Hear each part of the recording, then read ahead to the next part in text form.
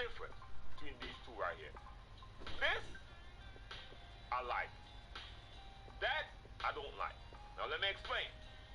This is a player going up for a layup, right? Block. You see the range, he goes to the basket, makes sense. He goes for a layup. This one, not so much. You know why? Because you ain't no one. Ain't no one. This close to the basket will go for a jump shot like this with that animation. And this happens sometimes in 2K where you're below the basket and all you want to do is a layup and they put you for a jump shot, sometimes behind the big and behind the rim and hit it off the backboard, right?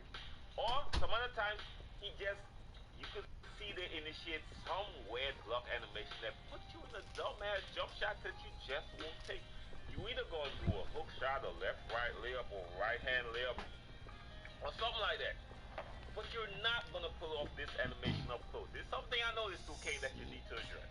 I'm just saying. I'm just saying, man. Don't put me in no dumb jump shot animation that you know I'm not gonna try. Now, if I do a jump shot up close and it's contested, I'm probably gonna do a fade or something like that. Make some sense to create some space. That's how we think as basketballers. And ain't no professional going up there and do a layup like this, man. With Zion in there. Like, you won't go up here and just expose the. Nah. Nah. Put some clear out, me pushing him out and putting it on the next hand. Something a little realistic. Yes, something I notice, and something that happens to me sometimes playing, even in the park. My career sometimes too, like, and you wanna know, like, what the hell is this 2K? I was trying to dunk.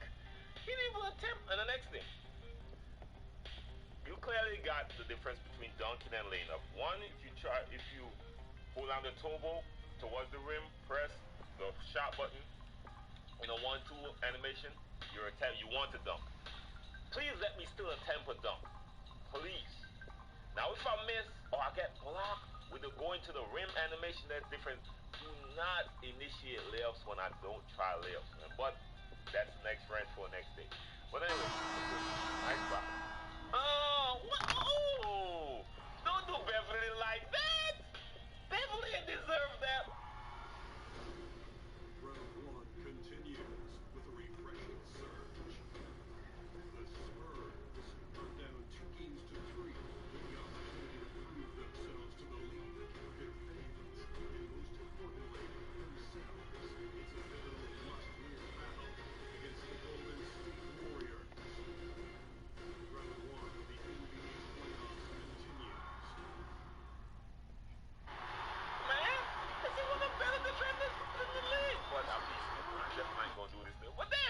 Beverly like that.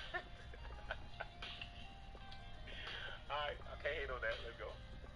Flex on him. Cousins, man.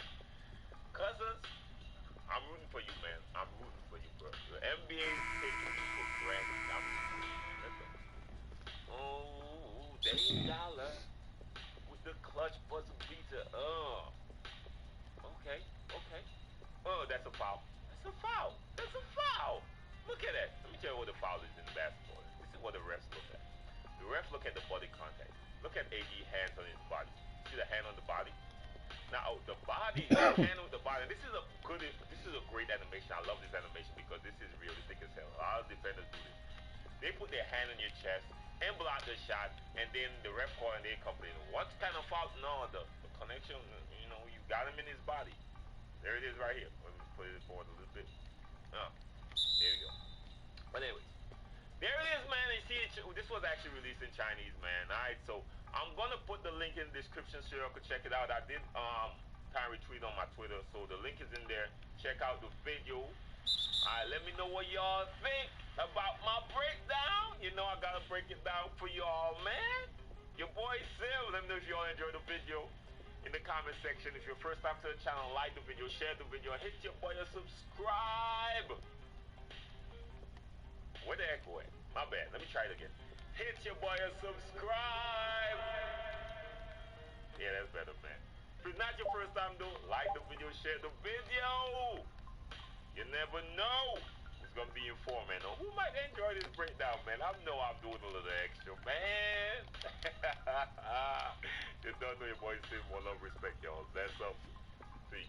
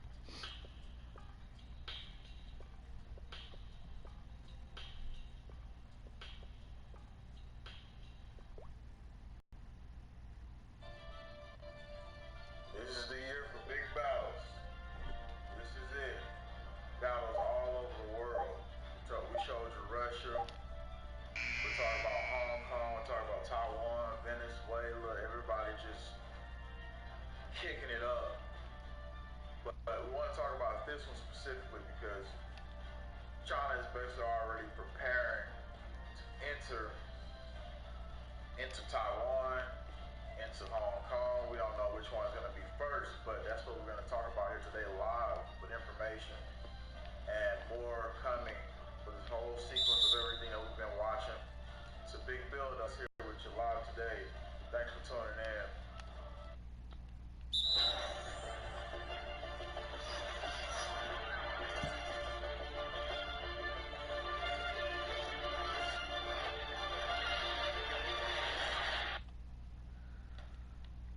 Sometimes it's freedom or death, and mainly over here in China where you see this stuff happening at in a lot of areas around the world, it's freedom or death. And moving into this sequence here, we want to talk about the outline aspects of it and how it can cause a lot more to break down. Now China has released their own video basically showing how they would treat the protesters, coming out with guns, weapons, they would be shooting, all types of stuff. So, as they get ready for this, the real question is, are they going to invade Taiwan first, or will they invade Hong Kong? It seems to me that they're going to try to invade Hong Kong, but Taiwan and Hong Kong are both on the same picture when it comes to not wanting to unite with China. China wants to forcefully unite them. So that's the question here. Will China invade Hong Kong or Taiwan instead? But recently they came out with a video, and the protesters, they've been out there being very strategic and trying to block facial recognition cameras. Hong Kong protesters are using lasers to distract and confuse police, so shining lights right back.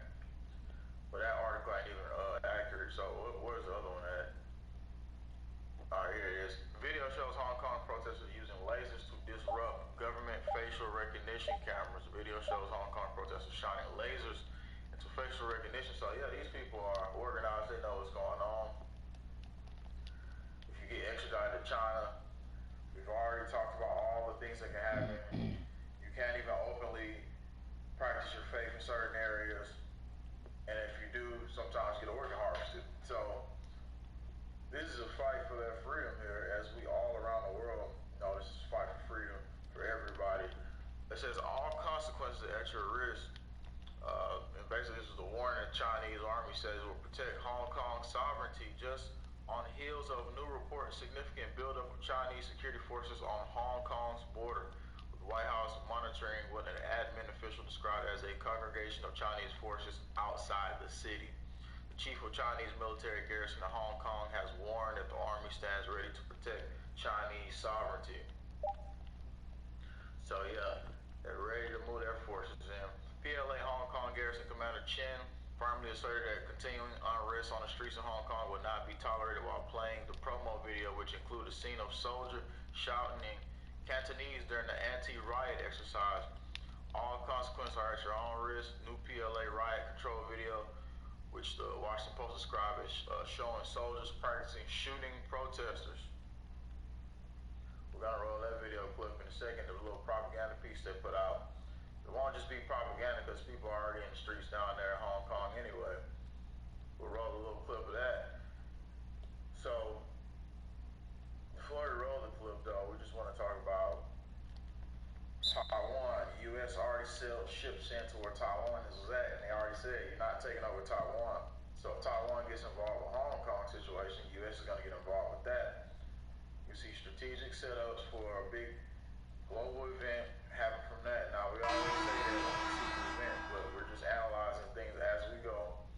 But this would definitely be an escalatory moment, as something had pulled up off their coast as well. It was a ship, and we'll talk about that in a few. But just the way the people of Hong Kong fight for the last desperation bits and pieces before they try to take over, it's just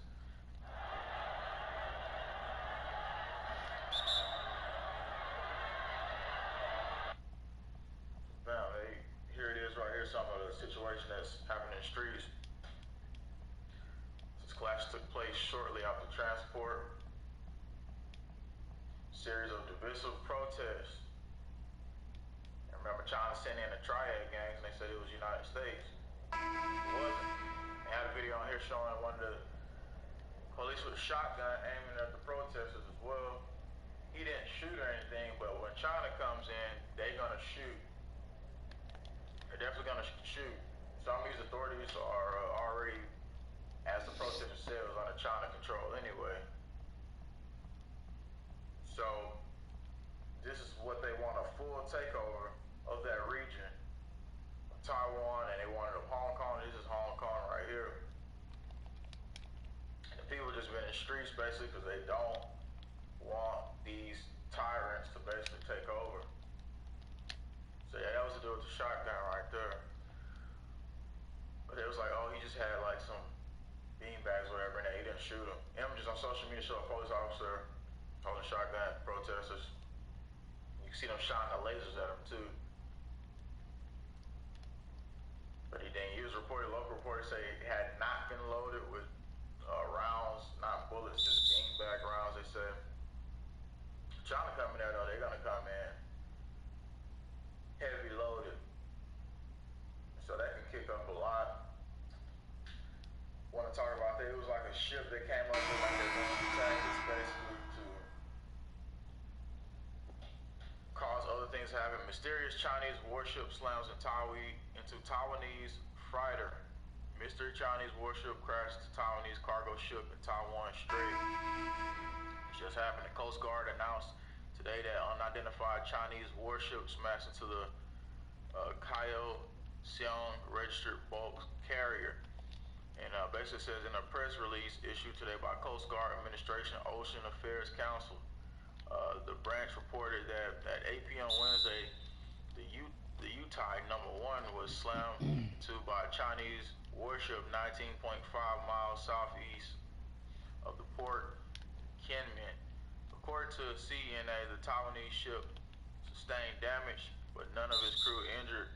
According to the report, after receiving the report, Kinmen branch of Coast Guard dispatched PP-153 to the scene, and PP-139 was sent to support it. The Coast Guard said that a response center was set up at 9 p.m. last night, and a rebellant unit of National Security Center was notified.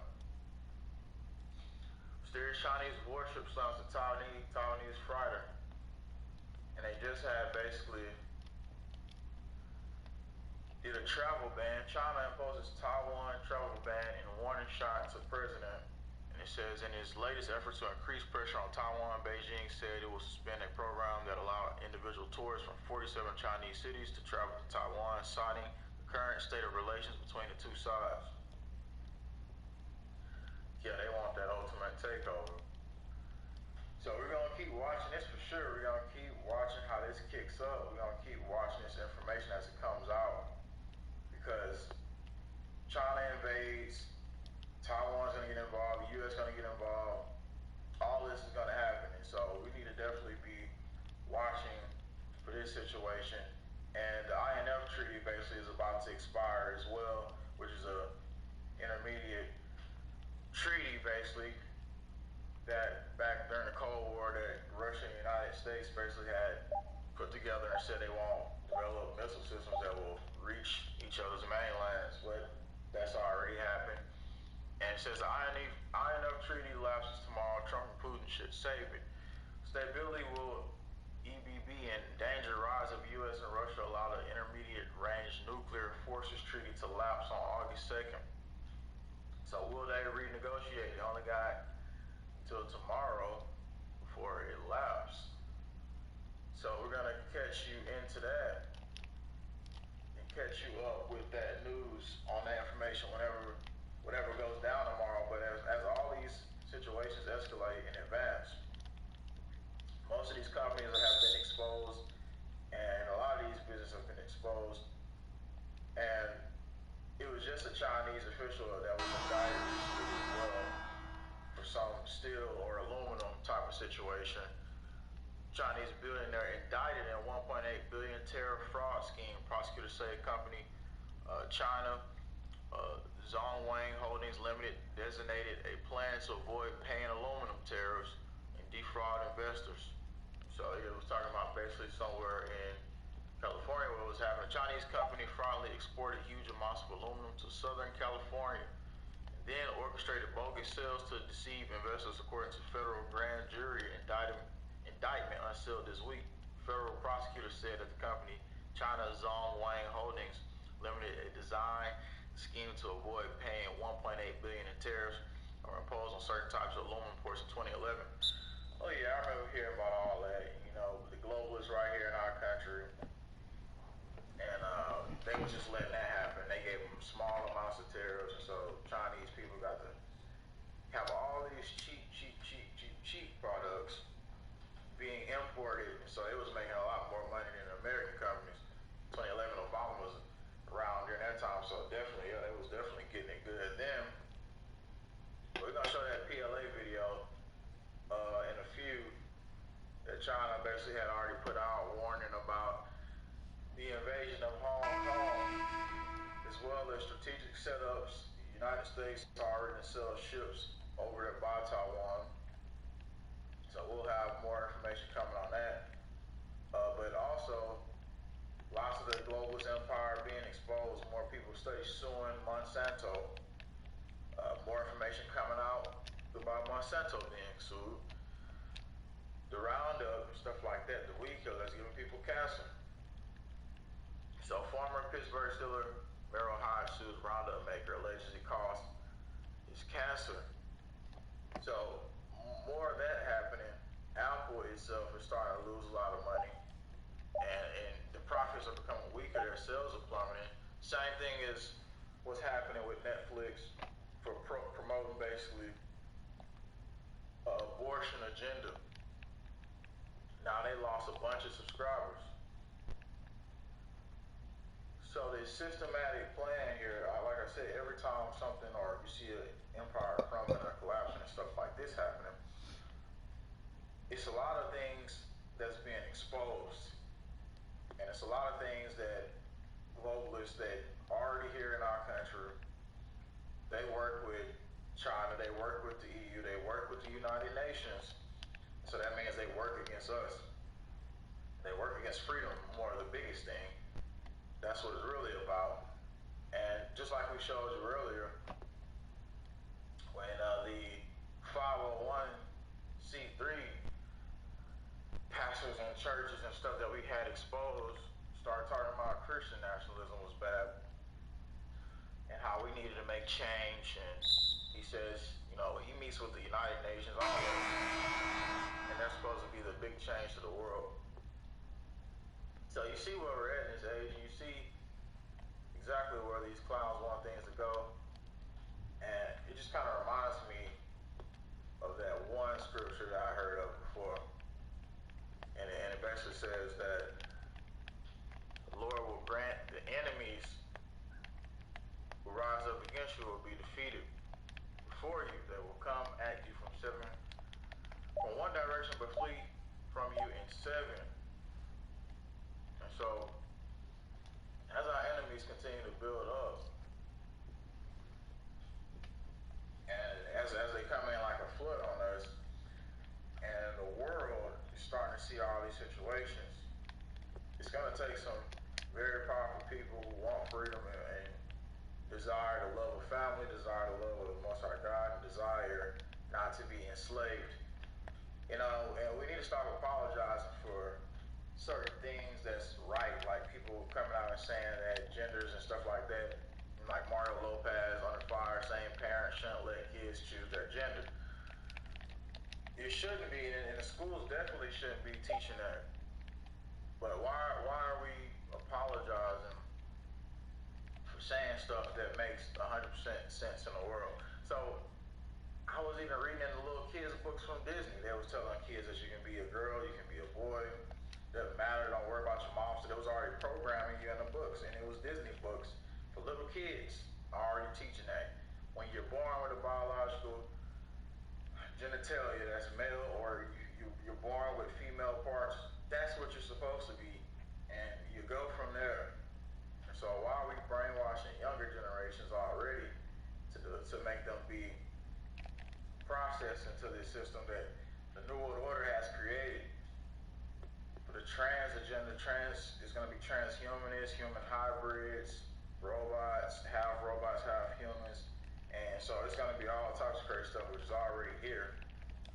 So they want to promote that agenda and push it harder to the children, so children can be basically sucked by these vampire-like mentality people who love to leech on children and leech on everything that they know they can come after you for. So if we continue to let that happen and we stop apologizing for simple truths, then we would stand up a lot more. But you see more here in the United States where it's people getting arrested for the protest about the ICE headquarters and stuff like that. All pushed by the media and all that stuff, and a lot of them are getting out. But the problem is here that they're pushing this communist type style, not actually moving towards freedom, but moving towards what the media has told them to move towards and not analyzing the broader picture. So that's continuing to happen. Protesters arrested blocking Detroit, Windsor tunnel. Police on Wednesday arrested demonstrators who blocked Detroit, Windsor tunnel to protest federal immigration crackdown. So that's what they're protesting right now. And the criminality is being exposed so much, it's just crazy. But I want to definitely put you into that clip that basically China just released, or whatever. It was a propaganda video showing them invading, showing them that they would probably shoot riders and everything. Oh my God. So if they go into that, try to open up, as they call it, Pandora's box, against some people who are actually just trying to protest. It's already open, pimp. Extradition bill, then they wanted to later resign. They said they want to stop until she resigned. And then after that, they started getting beat on by people sent in with But they gangs can't and do all types nothing of to stuff. nobody, right? Because that's when the walk Fighting starts. for freedom. But anyway, My we'll take body it to right, this video the clip. wall gonna start. The When my communist body Chinese right, basically put the wall out gonna start. their little propaganda piece about them invading Taiwan. Let's go ahead and put you that video. Hold off from that wall log to my body right, cause I wanna chop heads. It wasn't actually invading Taiwan, it was actually invading Hong Kong. This is what it was meant for. But you already know it's gonna be meant for both. So yeah, here's some of the clip. They basically come out, showing themselves shooting, and eventually you'll see the protesters come up. So this is communist forces. This is what happens when communist forces are out and about. They don't care about your freedom, they want to slay you. Fight, particularly for the government, not the people. So against some people who are actually just trying to protest against the extradition bill, and then they wanted to later resign. They said they want to stop until she resigned, and then after that, they started getting beat on by people sent in with gangs and all types of stuff. Fighting for freedom. But anyway, we'll take it to this video clip where the communist Chinese basically put out their little propaganda piece about them invading Taiwan. Let's go ahead and put you that video.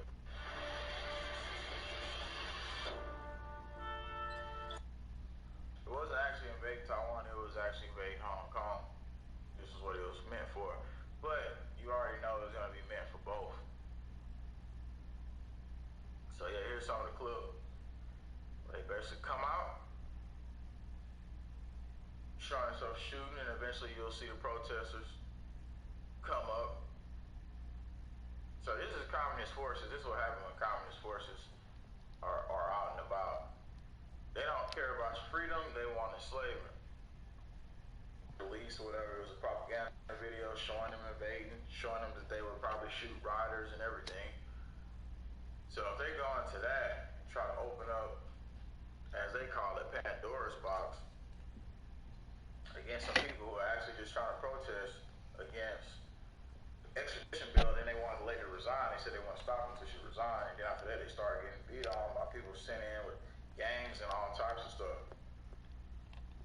Fighting for freedom. But anyway, we'll take it to this video clip of the Communist Chinese basically put out their little propaganda piece about them invading Taiwan. Let's go ahead and put you that video.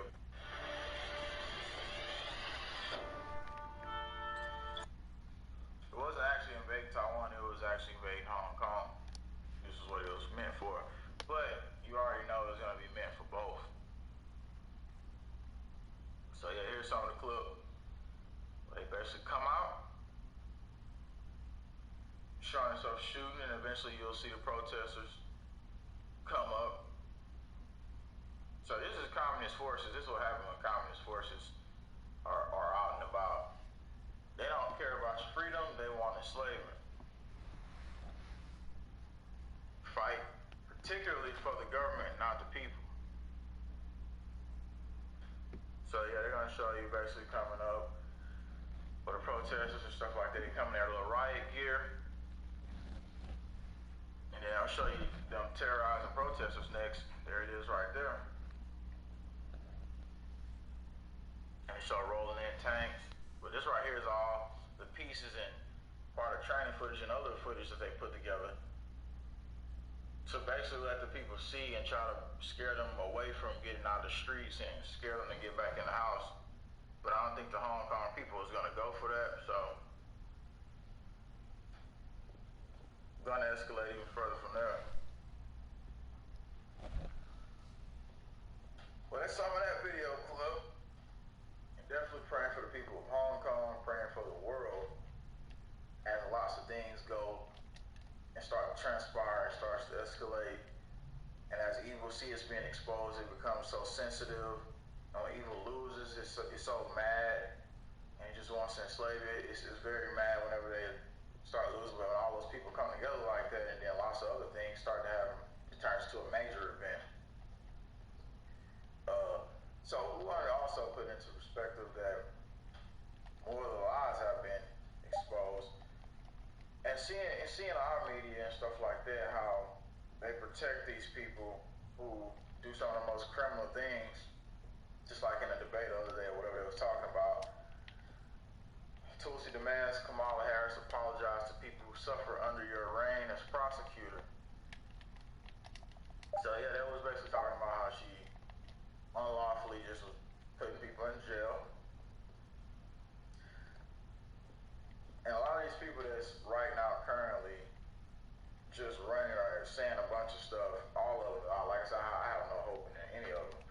And most of them have done the dirtiest things in their past, and they try to come up like this nice, good figure. And so the world has been plagued by a bunch of group of bad people, but the good thing is we've exposed a big part of that system. And so all together, people already know who these people are.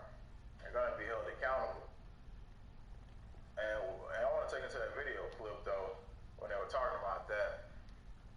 Fact check, yes, Kamala Harris opposed DNA evidence for death row inmate. Come on. So, just putting you into this real quick, and then after that, some more information about what else is being planned and plotted in our world, and we'll talk about that. But all these people criminals. So we can't let criminals run the freaking society, and if criminals do run the society, then they're above the law and they get to do whatever they want, and then they'll come after us. And they come up with these nice speeches, it's all just this big puppet show, and then they lie and they switch everything else. None of them being held accountable. So Venezuela holding people accountable, Hong Kong holding people accountable, and that could lead to something even bigger. But we'll go ahead and put you into this video clip here of just looking at corruptness here. And it's more than Kamala, it's a bunch of them. It's all the lies and the race propaganda they're pushing in the media. All that stuff is not even freaking working. So we'll put you into this video clip in just a second here. She put over 1,500 people in jail for marijuana violations and then laughed about it when she was asked if she ever smoked marijuana. She blocked evidence. That would have freed an innocent man from death row until the courts forced her to do so. She kept people in prison beyond their sentences to use them as cheap labor for the state of California. A friend of mine actually called me and he said, Kamala, my wife got the letter. She freaked out. She brought all the kids into the living room, held up the letter, said, if you don't go to school, Kamala's going to put you and me in jail. Yes, we achieved intended effect. Going without an education is tantamount to a crime. So I decided I was going to start prosecuting parents for truancy. Well, this was a little controversial in San Francisco. And frankly, my staff went bananas. They were very concerned because we didn't know at the time whether I was going to have an opponent in my re-election race. But I said, look, I'm done. This is a serious issue, and I've got a little political capital, and I'm going to spend some of it. And this is what we did. So yeah, she's basically up there telling you how she put people in jail and she used her political power and all that stuff, just sickening and laughing, and nobody was even laughing in the background with her. So we want to go into that though real quick, because all these people need to be exposed for all the lies they do. And so, fact check, yes, Kamala Harris opposed DNA evidence for death row inmate, basically a dude who reportedly was not even a criminal. So in February, California Governor Gavin Newsom ordered new DNA testing in 1983 murder case of Kevin Cooper. Cooper came within hours of execution in 2004 after being charged with the murders of an adult. Okay, this is the dude who actually murdered him, not the other ones who was just smoking marijuana, which nobody's committing crimes on really. Of an adult couple and 2 children. Harris opened the testing when she was the state attorney general. She has since said she supports DNA testing and encouraged Newsom to approve Cooper's clemency request. She did not offer specifics on why she did not approve the testing during her tenure. In response to a request for comment, Harris' campaign pointed to a past statement where Senator called a New York Times columnist last year telling him, I feel awful about this. Oh yeah, you just abusing power and you just putting people in jail and you get away with your crimes. But that's the problem. I think these people have gotten so used to just getting away with all their crimes that they just keep doing it, and it's like, oh shoot, and they get a dopamine effect from it. So holding people accountable is probably the biggest thing I can say in society. And again, in America, we had a system set up where it was supposed to be lawyers go out to people and all these other people go out to people. But as that system starts to deteriorate, people have to be held accountable for their crimes and everything they've done.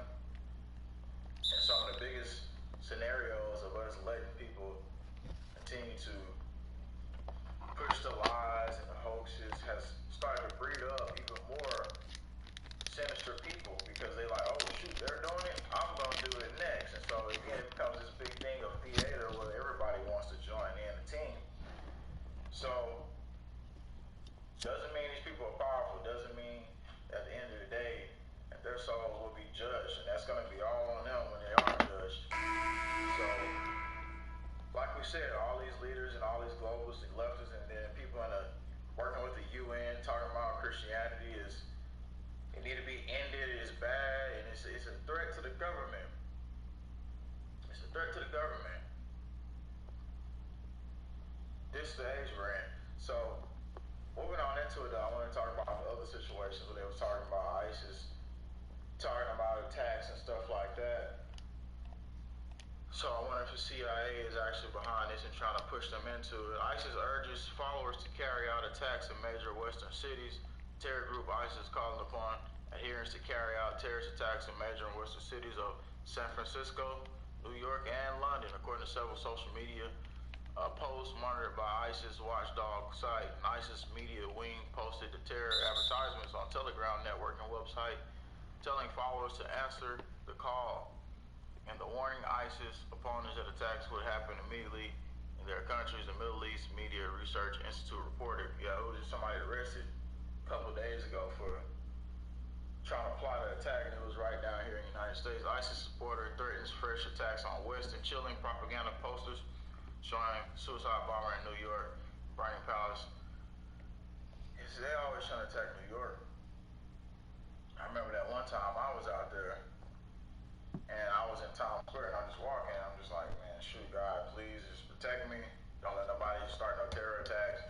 And then it was like a week after that, it was a guy who came. He had this device basically. He was trying to create a bomb, a self-made bomb, but it didn't work. I'm pretty sure a lot of people had heard of that in the media. But yeah, it was like a week after I left from Times Square. I remember being out there, but it was just somebody recently arrested.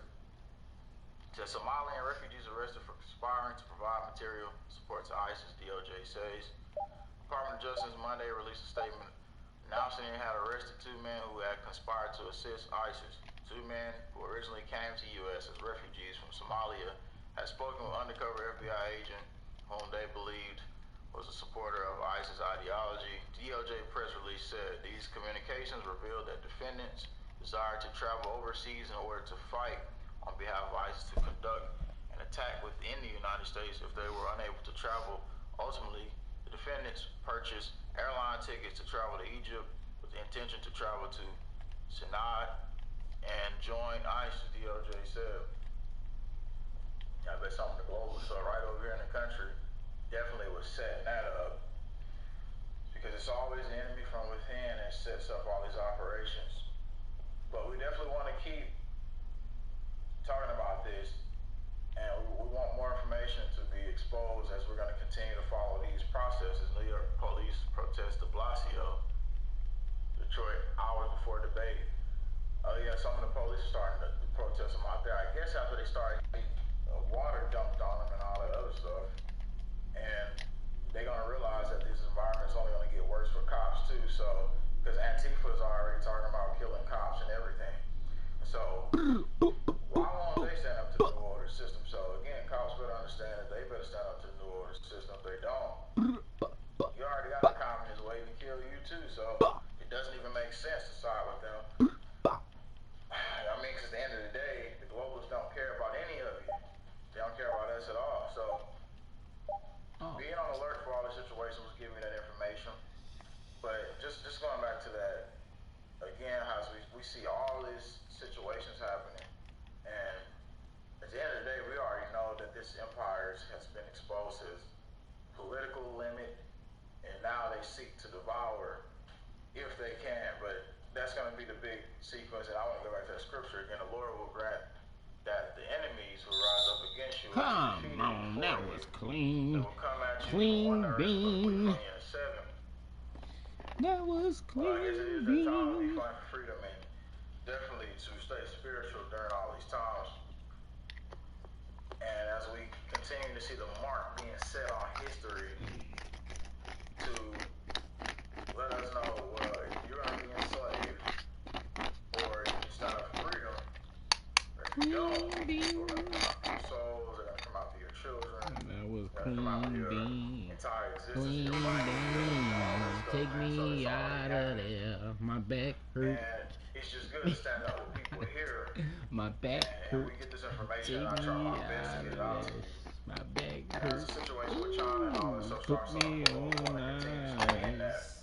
We're going to continue to Skirt, have more of skirt. that coming up this week as well.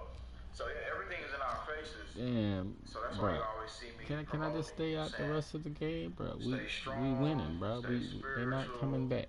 Save me for the rest of the playoffs, man. Be a good coach, man. Be a good coach, bro. Come on, coach. Come on, coach. My back hurt, coach. I need to go ahead and sit in the cold tub, the hot tub. I need to do my rotations with the cold tub and the hot tub for about an hour, coach. I need 7 on, 7 off, 7 on, 7 off for an hour, coach. I need an hour, coach. And it's apparent that they're pushing the sequence Mm, even further. don't put me back That in don't mean the we don't stand game. down, that don't mean we cower, that don't mean we scared. I don't want the fans to see me deteriorating before their eyes. So, don't make me scared, because I might knock you out. Saved by the bell. Anyway, we're talking. You know, I ain't no person out. Like I told Hey! somebody, I don't ever look for fights. Ho, I ho, never ho. try to fight. Hey! Saved by the bell. Ding, I'm ding, gonna ding. throw the first fight. You come at me, you coming at me weird, you looking strange. Nah, man, you walking into my area. So that's probably why I shouldn't have been out there protesting anyway. Because I probably need to wait till things actually happen. But I'm not sitting here marinating. Oh, I want violence to happen like the media. No. I don't want this crap to happen. I want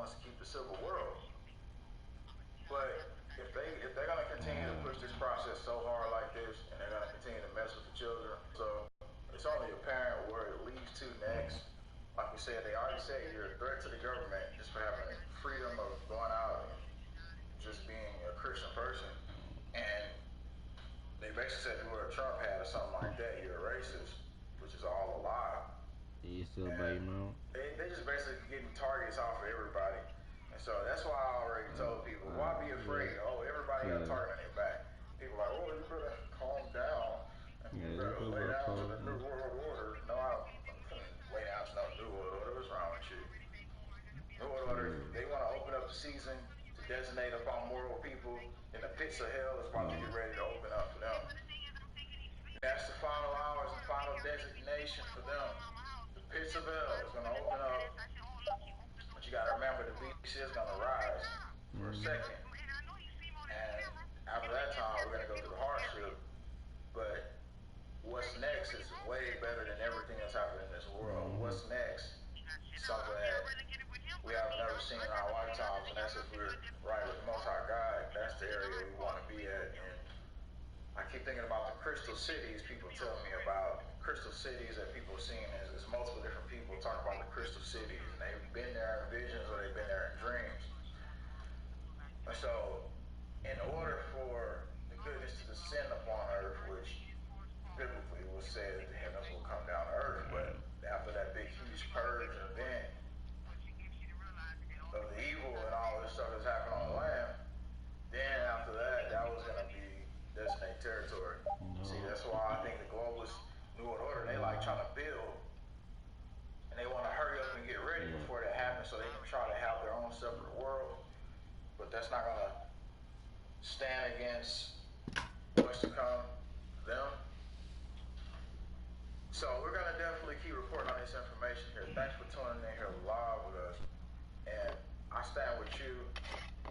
I stand with the children. I stand with the Most High God. I'm pretty sure you're pro-life, actually. You don't want babies killed. Majority of people on here don't want babies killed, right? Majority of people on here likes freedom of expression. They want all people to have freedom of expression, and not to just be arrested for even saying stuff in public or just saying free things. And I'm pretty sure a majority of people here are not in approval of what the satanic system is trying to approve. And so our souls are lined up against evil. So this is about aligning souls up against evil and helping people try to come out of the evil before the evil fully starts to initiate upon us. Because, and even when it does initiate upon us, we still got the power. It's like, what's the scripture? 1 or 2 can put 1,000 like demons to a flight.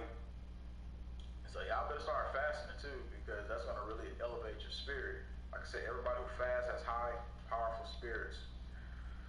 So while we're in this battle, never forget that peace, like I said, is always going to rely within you. And you can activate that all the time, and you just go out in your own peaceful place and just realize though that nations always got to fight for their own freedom. And so that peace that you feel is always going to be within. As war is on the outside, peace is always going to be within. And even in going into combat, that was my thing, you know, go in, stay calm, stay relaxed, even in the face of death. So yeah, I used to be walking to the ring of a cage, walking into the face of death. You could die going in there.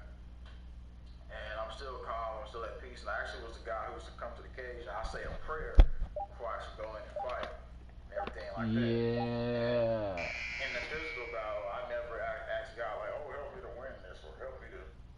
I just said, look, just let me go to my full physical ability.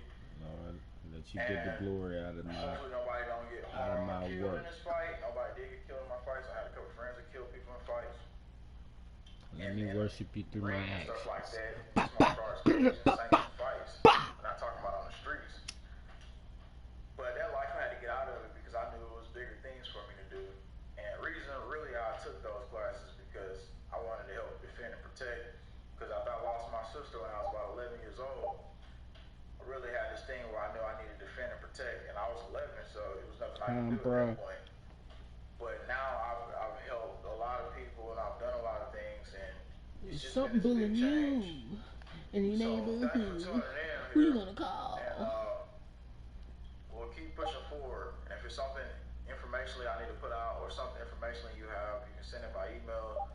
And if you can, donate to support. The link is below. You can do that as well to help JWTV out with the censorship. In your neighborhood. And we might be moving to our other channel because of censorship. We'll tell you though if we do some streams on that one. So yeah, if you can, donate support, help me out. Me, that's who, me, that's who. I'm the brown of the tape. I'm the brown of the tape. I'm the brown of the tape. Me, that's who. Me, that's who. Me, that's who. I'm the brown of the tape. I'm the brown of the tape. So that's up to you if you want to try to do that. So yeah, we're really trying to build a force for the future and make sure that people will have places to come at refugees once things break down. That's so yeah, I haven't told you about like. that really. Yeah, that's what we're talking about. A good friend of mine got some acres of land. Let's go home, man. Over about 8 man? acres Who and got stuff like that. But man? we're preparing for some stuff. And we're definitely wanting people to know that that's what we're doing, but we're not going to put the full picture of everything out there so the enemy can know what we're doing. So thanks for tuning in a lot today, and we'll continue to push forward. I'll be back probably later on today. Thanks for tuning in.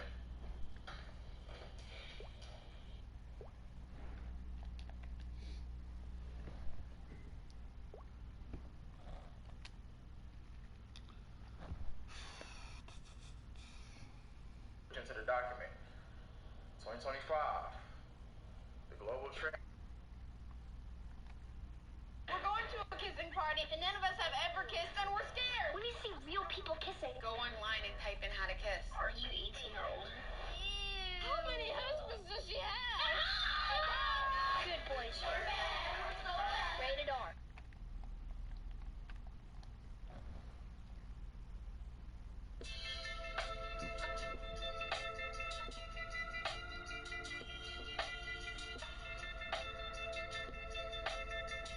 What's going on, guys? Welcome back to Everyday Shows on the Desk of Academics, and we're here.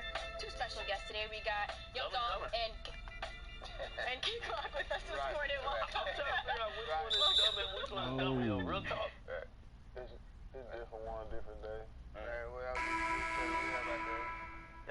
Yo, I really, when I first seen this shit on social media, I didn't get it. I was like, what the fuck going on with these two niggas right here? And then I realized, I'm like, these are two dumbass niggas, man. I want to know how much money was lost in all of these pranks. We have some footage. They got insurance. Which one? So they got a project out right now. It's called Dumb and Dumber. Let's roll the footage. They've been pranking each other. We've been seeing this all over social media. Let's check it out.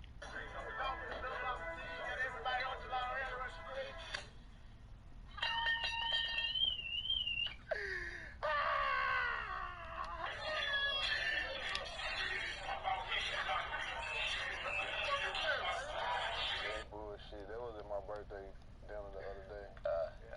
Happy belated. You know what I mean? Yeah. So Key Glock, he's the Jim Carrey. Everybody can't do it. You know what I'm saying? It's like, bro, it's like, that's my little cousin, so he just do what he want to do. Right. So like, when I'm supposed to be mad, I can't be mad at him. How y'all come up with that name, like Dumb and Dumber? No. No. Of course, in the movie, but like, why did y'all choose to like do a project like that? He did it. That video y'all just seen. What cause it would take it off. So normally, just outside of even like promoting the album, like that's how y'all are with each other and shit. Yeah, we're like we real family. Like we just enjoying life, having fun and shit. We don't care if you like it or don't. Like we know what's up with it, bro. But then what happens after you hit him in the face with the cake? I grew up in a big family too. Me and my cousins fuck with each other all the time. But when I did something like that, it didn't end with laughs. I was usually in tears afterwards. They used to torture me. Like that shit. You know what I mean? But like I said, like my mama was tripping, my auntie tripping, my kids were tripping, like everybody was just tripping. Like when I'm supposed to be mad, I can't get mad. You know what I'm saying? Like nigga, like. But him being your little cousin, I know that you, like shit, y'all growing up around each other. I know that y'all been doing shit to each other forever. It's like what he just said, bro. Like we just having fun with it. We just doing what we do. You know what I mean? We don't give a damn about nobody's opinion. We don't give a damn about nobody. What's the word? Like. I don't even know the word, but we don't give a damn about nobody think. I got you. But as long as y'all having fun with it, that's the key part. It's kind of showing me a different side, especially you, dog. Like, I mean, I watched you over the years, but like this seemed like you was just having fun and didn't give a fuck. Like sometimes we see you be serious. You know, like this time around, it felt like you was just kind of carefree. You didn't give two fucks, and you was just kind of going for the ride. Like I think as a fan, I looked at it as like I'm seeing a different part of your personality because I see a lot through music, and I see certain things, but I don't know how you are outside of that shit. Cause it's like when Glock was ready, when he was trying to drop the song, that's what all this shit was about. He was like a couple days before the whole little shit when he bust the window. Like 3 days, 2-3 days, he was like, huh? Did y'all plan it? Primitive? No, bro. I planned it. Okay. My cousin called me. My other cousin called me like, bro, where your keys at? I'm like, I got my keys with me. He like, what? He like, oh, I need to cut your alarm off. I'm like, why the fuck my alarm going off?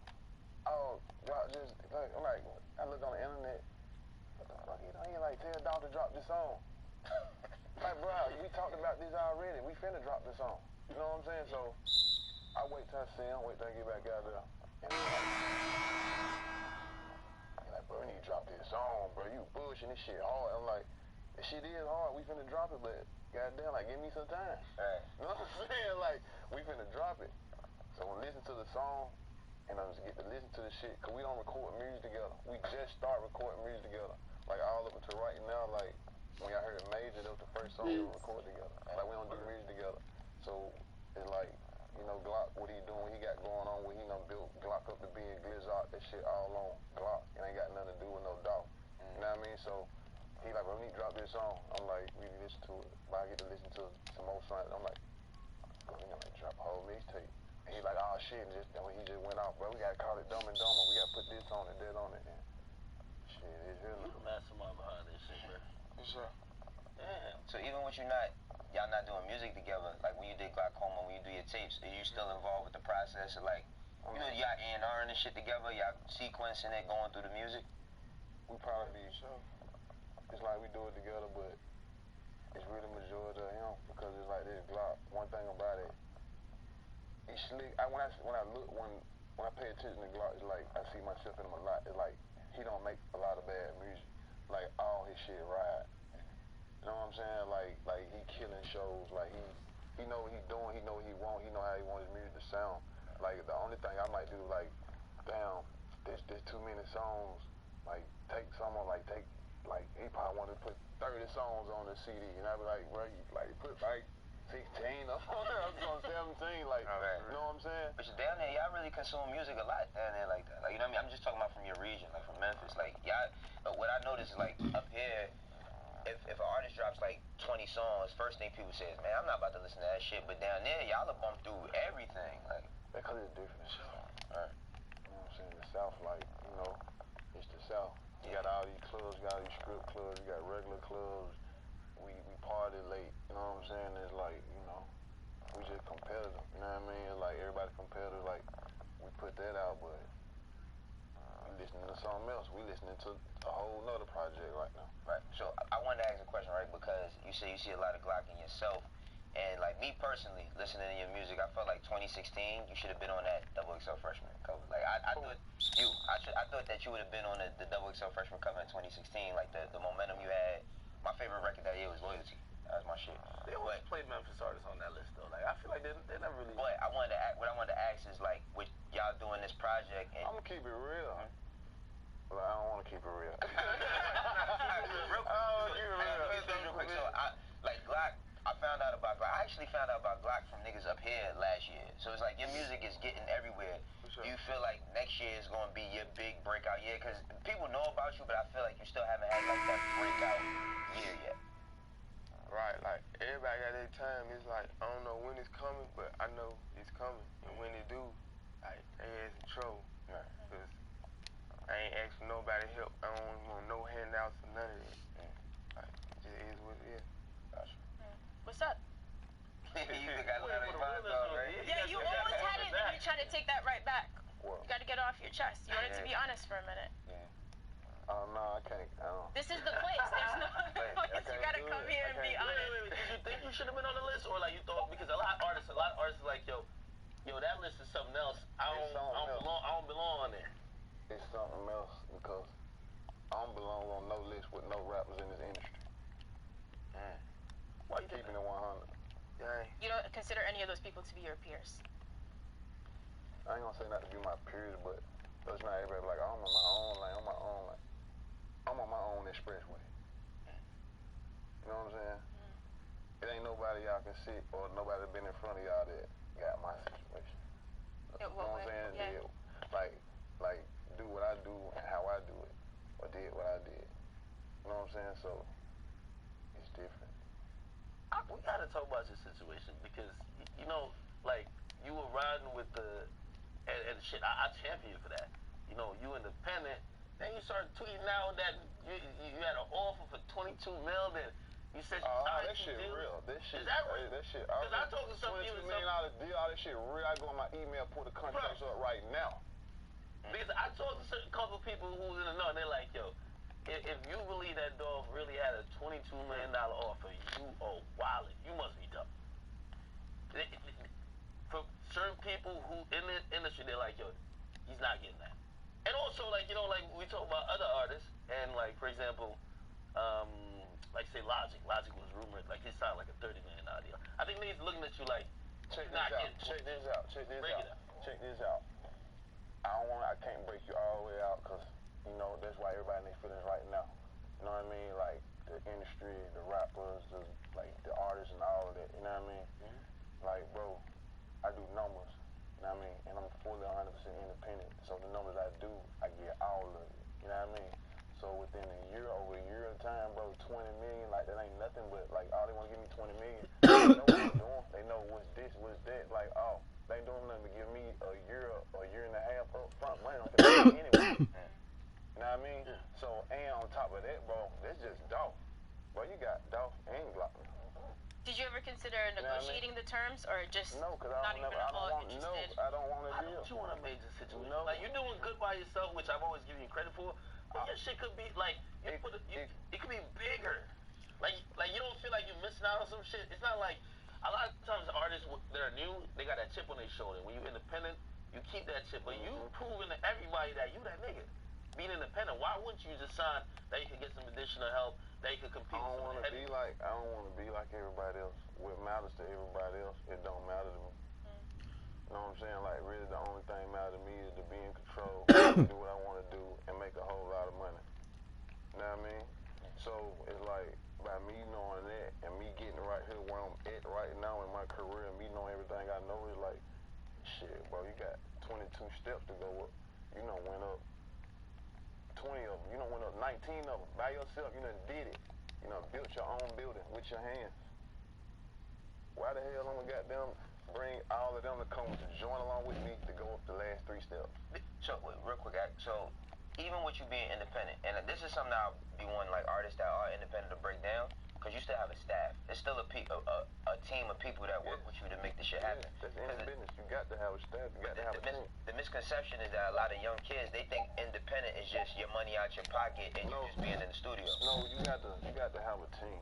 You know what I'm saying? Like, you got to have a team. When I say a team, like somebody that's gonna be in control of this, somebody gonna be in control of that, somebody in control of that. Like I got a team. You know what I mean? And you don't need no whole lot of people. You need the important people, bro. Right. Is your team a lot of people you came up with, or some people you've met in the industry, a combination of both? Combination of both of them. It's been hard to build that team out. It's not easy finding. Before the cameras were rolling, we were joking about that artist who spent $3 million on the corporate card before they caught him. Business is not easy. Shit like that happens. But like, how tight is your team? It's real tight. You know what I'm saying? But I do business with people that's good at what they do, and like people that's, you know what I mean, that's good like me. You know what I mean? Like, I can look at somebody, I know when somebody's dead ass serious about what they doing, because I'm dead ass serious about what I'm doing. I'm still trying to figure out about this $22 million. Like, no, but on why he turned it down. If it's the principle of being independent or the number they offered him. If that number was 50, do you still say no just to stay independent?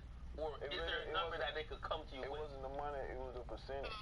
Don't forget about the dog. You know what I'm saying? Like, the 20, that's cool. You know what I mean? Like, I can take that, go do this, do that with it. But at the end of the day, it's like, that's what everybody else thinking about, the dub. I'm thinking about the percentage. You know what I mean? Because the dub, I'm going to make that little weak ass shit anyway. So it's about the terms more than anything. Exactly. About the terms.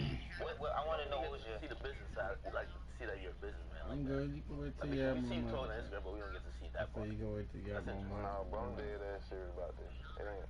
I'm dead ass serious about this. Well, dog, when you started out, like, because of course, you know, everybody coming from the hood, no matter where you're coming from, it's like the dream is to sign a deal, right? So it's like, what was the turning point for you where you made that decision when you're like, nah, I'm gonna just do this shit from the muscle no matter what? Was it early on, or was it like you building it up and thinking about getting a deal? Or did it just like you have that mindset from the very, very beginning? When I first touched the microphone. Yeah? On my kids. That's heavy, because I wouldn't think, not saying specifically to you, but it's just like a lot of people don't have that mentality. That's why I'm telling you. They should take a picture of the dog, see what it look like. This shit right here just different. It's like y'all ain't never seen, y'all ain't never seen from no artist like everybody else got a building that's working for them. They got a building that's doing that, doing this and doing that, doing this for them. All they gotta do is turn the music in. You know what I mean? No, we got there's no apple challenges pie for and you that along cake. the way? I'm good. Let's get something for you. I love this shit. I love the challenges. What are the challenges? Everything. I think it's good to educate people because, like, I know said people think a certain thing. So. Okay, yeah, I need upside down all around. Like, you gotta know what you asking for. You gotta know what you Yeah, I need that one too. You know what I'm saying? Like, yeah, I need back exposed, all that. A complainer. You can't be a sucker. You can't be a lame. Like, you can't be a duck. You can't be none of that. You know what I mean? Like, you really gotta let your nut hang in this game. You really gotta be, like, real deal on it. Like, 25/8 or 24/7. Like, real deal talk. You know what I mean? And I had this mentality forever. You know what I mean? So, like, right now, shit, I came in just like this, Do you learn from like Dolph and like his like mentality and perspective? I know, like, I mean, you're seeing him doing it, but like, how does that make you kind of approaching him? I'm gonna tell you this, like, I learned a lot from bro, like within like the industry, like we know what's up, like we real friendly, so like we don't gotta have no friends. Like, he teach me the game and I just, you know what I'm saying, I run with it. I add my own and run with it. See, I don't feel like y'all underdog, because a lot of times we're independent. Like, you're right, everybody else got this big ass bills working for them, right? For sure. When you indie, like, ain't nothing wrong with that. Ain't nothing wrong with that either. Right. Because it's like, who you say, like, I might still go do a label deal. You know what I mean? If they give me exactly what I want, that's what the thing is about. Like, people be getting the shit. Everybody got shit fucked up. You know what I mean? The internet, the whole, like, what people perception is on shit, like, like everything. You know what I mean? Everybody being screwed, like, tricked, and everybody, like, everybody don't get shit. You know what I'm saying? Like, me, I master thinking. You know what I'm saying? Like, everybody, like, it's like, it ain't about the deal, bro. It's like getting with the fuck. Boss, I master thinking, but I can't like think of the word like. How much money you want to give me for a deal, for a show, for a verse, for nothing? You know what I mean? And I'm gonna do it when I feel like it. So you're not. It ain't nothing you can wave in front of me. You can't wave no dollar, no check, no nothing in front of me to make me move. But have you ever had those conversations? Are people even open to it? Yeah. You know what I mean? Like, do they meet you, try to meet you halfway or not? At the same time, yeah, hell yeah. I'm having these meetings, so of course they is. You know what I'm saying? So it's like we getting that shit started. We done got it rolling, but it's like it still ain't what exactly I want. I don't want to get 70% of what I want, 80% of what I want. Like, I want this shit to be all the way 100% of how I want it. So, if you, with that being said, how do they get their ROI off of a deal, doing a deal with you? If you want 100, how are they able to, whomever that would throw you some bread, how are they able to work that out? That's called business, bro. You know what I'm saying? Like, doing business with anybody, bro, it's a back and forth thing. You know what I mean? It's like, you got a stick. You got a stick. You got this end of the stick, that end of the stick. You know what I mean? So it's like, you know. I know, I'm just saying, it's like, you know, even down to shit, like, everybody, none of us keep 100% of every dollar we make, because we live in America. We got to pay taxes, we got to pay fees, all I ain't taxes. trying to keep I ain't trying to keep 100% of every dollar I make. Just that ain't what I'm trying to do. Things in it. I'm just trying to up my percentage on what I want, bro. Like, gotcha. I done did this shit, like, ain't nobody never did with this music shit, bro. And when I sign a deal and do it, it's gonna be some more shit that ain't nobody never did with this shit. You know what I mean? And it's like, I ain't asking for an opinion. I don't give a damn what nobody got to say, nobody think. Like, I don't need no, you know what I'm saying? No solidification, no, what the shit called? Everybody be looking for Validation. Yeah, everybody look for validation from the world, from the internet, from social media, from their partners, from their friends. Man, you ain't no validation. Your ass ain't gonna never be successful. It's true. You ain't gonna never get to where the hell you trying to go. Never. Me? While y'all waiting, I know. What's the long-term goal? Where are you trying to go? Up.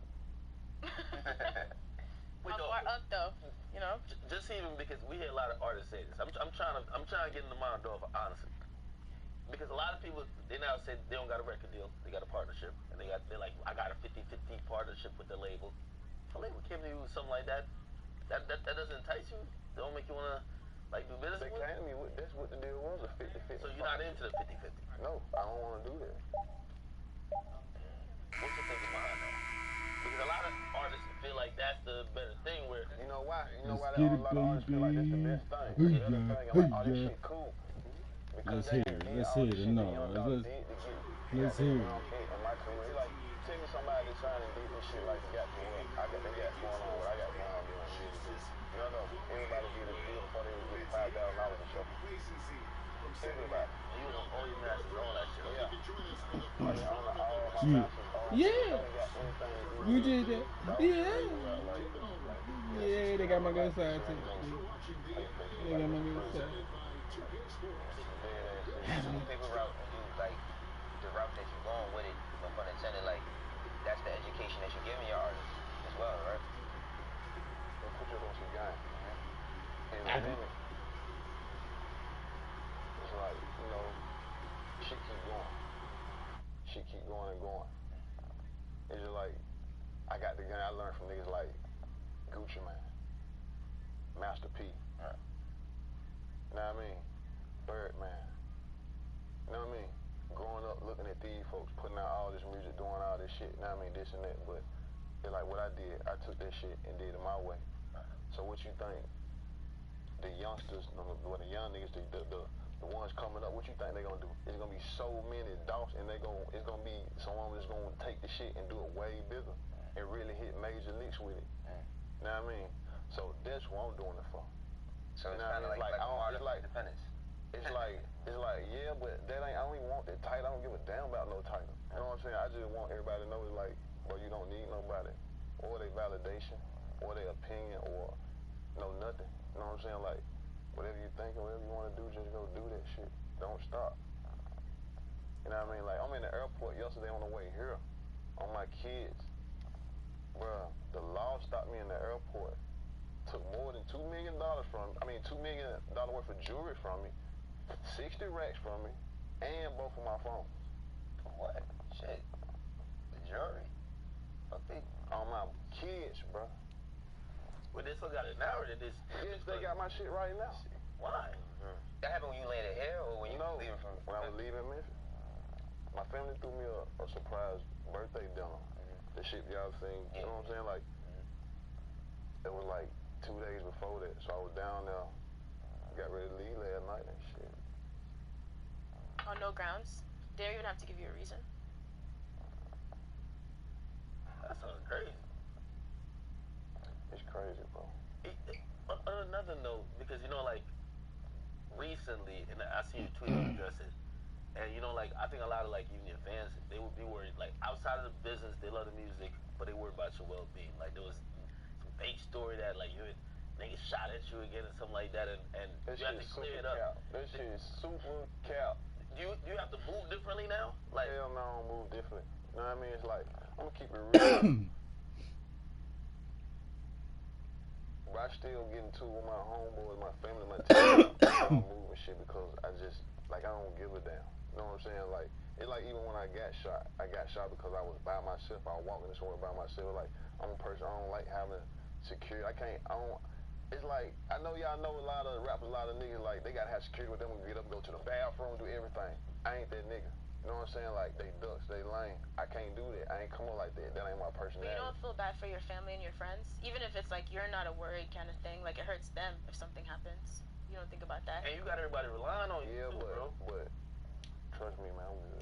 I mean, that's one way to look about it. I just think about because you're a father, I'm a father as well, and just like just your kids. You know what I mean? I'm not thinking about you having security just for protection of you, but I mean just for protection from other rappers and situations. But you know, you do want to make it home at night. You know what I mean?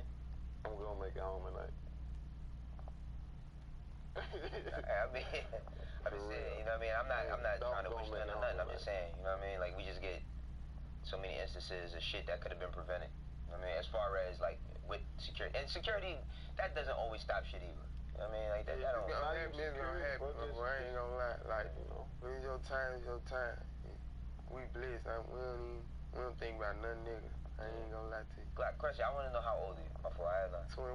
21. All right, you're 21. So now I want to get into like how has it been over the past like 2 years and all of this shit happening for you? I mean, you've been growing up around Dolph. I know y'all probably did a lot of shit, but how's it been for you taking all of this in? Now you becoming a rap star. You know what I mean? How's things changed for you? Really, it's like I've been going to clubs coming up. Like I've been just out there just running wild. Only thing is it's changed. Like I got some money now, so it just made me wilder.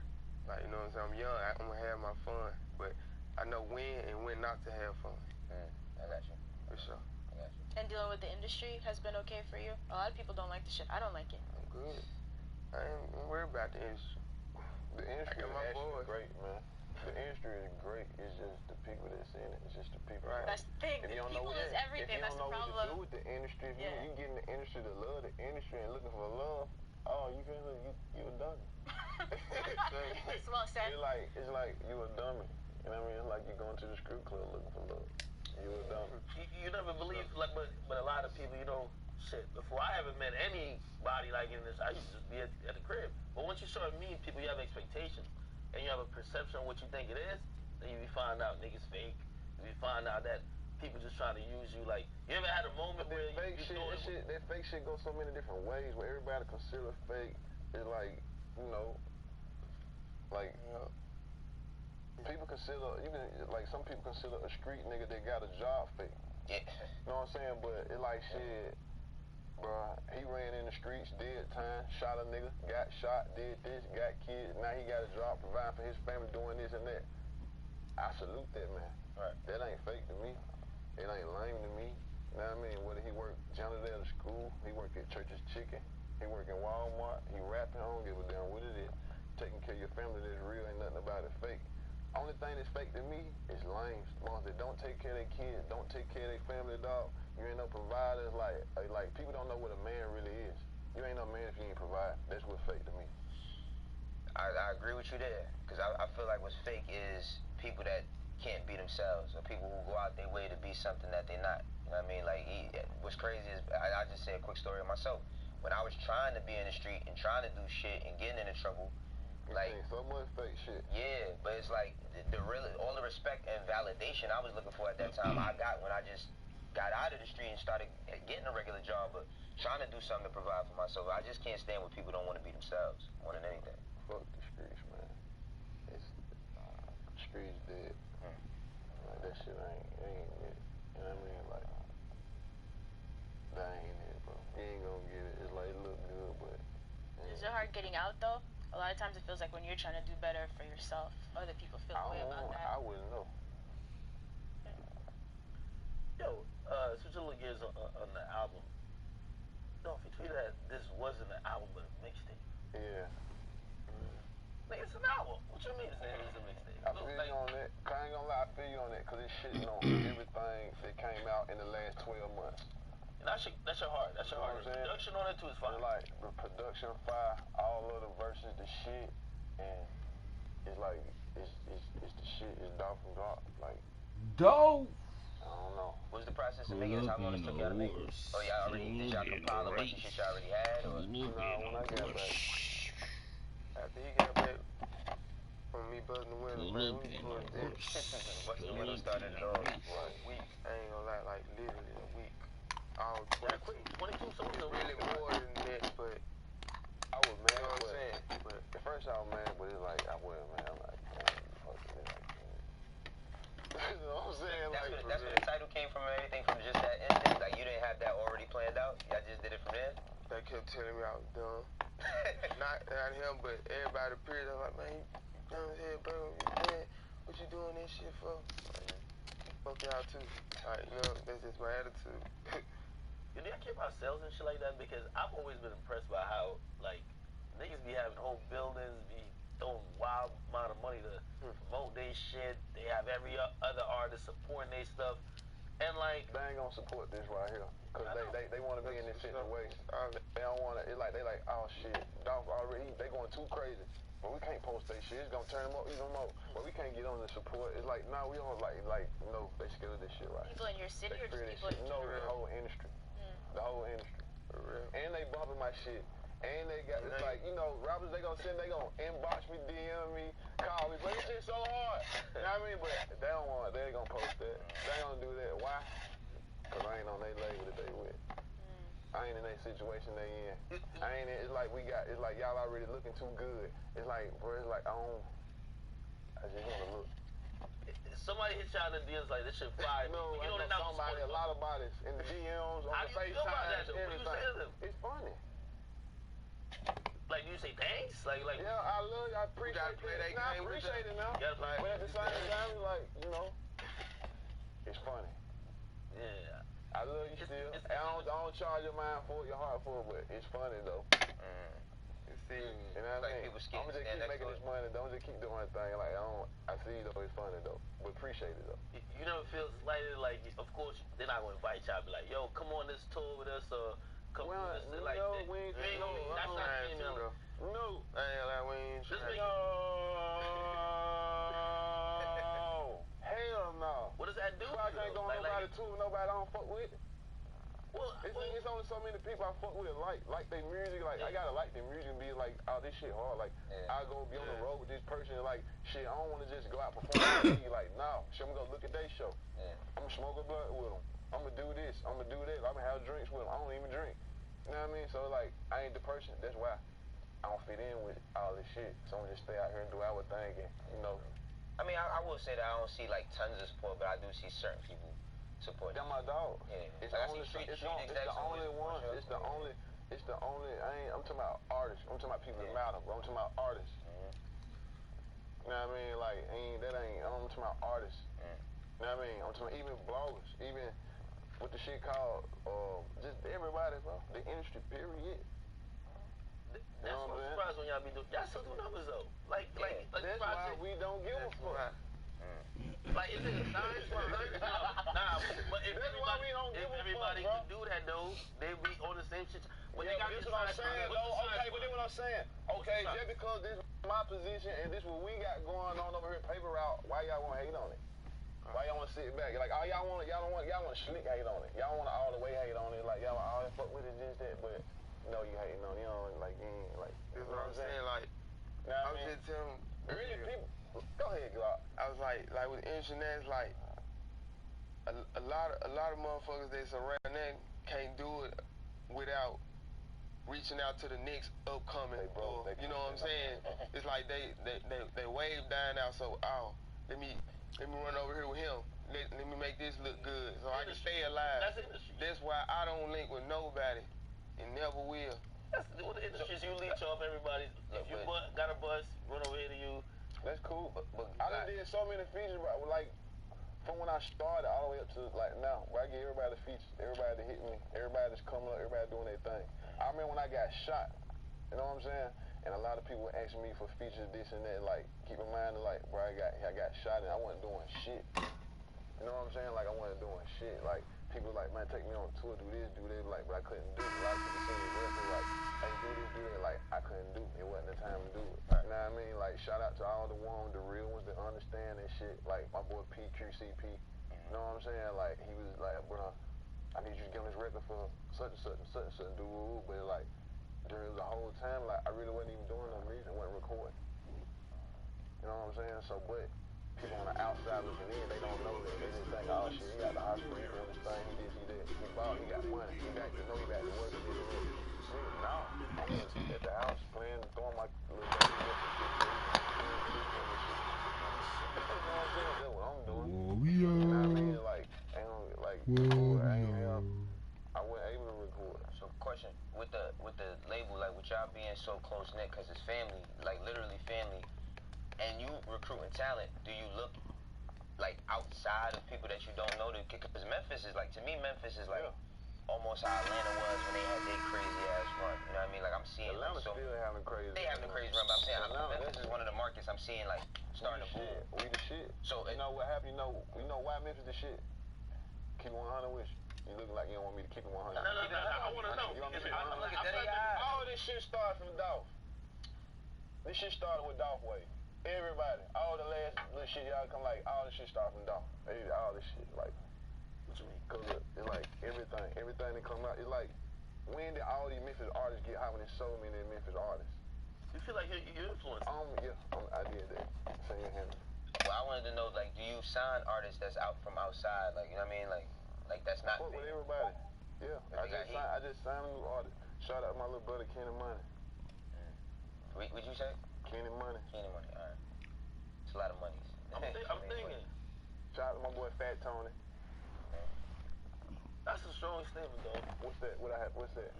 You say I'm guessing so like all the newer niggas coming from Memphis was popping up. It wasn't happening before Dolph came out. But now I mean, like Memphis wasn't hot before Dolph came out. Now I mean, Dolph put the light on Memphis. All this little Memphis kid running around, getting all this money, getting all these bags, he independent, doing his thing, this and that. Labels got them looking at what? Memphis. DJ like, oh, what's going on?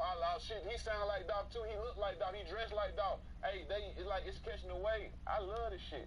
That's what I did. That's what I did. That's what I did it for. I got an on the ground later. I need someone to Memphis. That's what I did this shit for. Because just check this out. Check this out. I'm keeping real. Right. Listen, don't nobody talk about cocaine no more. And they raps, that shit played out. That shit been played out for years. That shit ain't hot. You talking about cocaine in your rap? That shit is. Man, that shit outdated. Like spoiled milk. I'ma leave that there. Leave that there. Only niggas that talk about that shit and goddamn it, it's hard. It's my boys. Migos. I fuck with it. I like the confidence. I'm gonna ask everybody from Memphis if they crown Dolph as a nigga who everybody Dolph got their shit up. Dolph turned the shit up. Dolph made everybody want to turn the bosses. Dolph made everybody want to, it's like, I turned the shit up. I really can't say it so how many ways, but Dolph the one turned the shit up. Dolph got all the young niggas bossed up. Dolph got all the young niggas having a plug. Dolph got all the young niggas, yeah. Black. I would ask you, right? So Black, if you was coming up, was it even an option of signing with anybody else, or this was exactly what you wanted to do? Cause you seen it from the crib.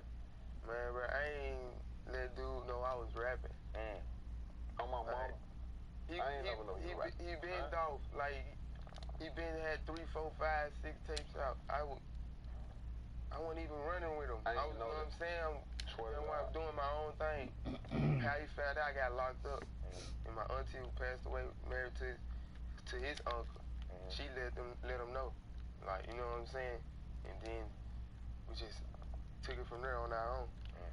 I mean, obviously music is a focus now, but you're also a smart businessman. Is there life beyond rap for you? Like other businesses and stuff that you want to get into in the future? Investing anything, building anything in Memphis, anywhere in the States, that kind of stuff? Oh my God. Stop with the bullshit answers. What's most certainly mean? You can't. I'm not trying to steal your business plans. I can't. I ain't gonna. You got a few restaurants. Don't look like he fucking music.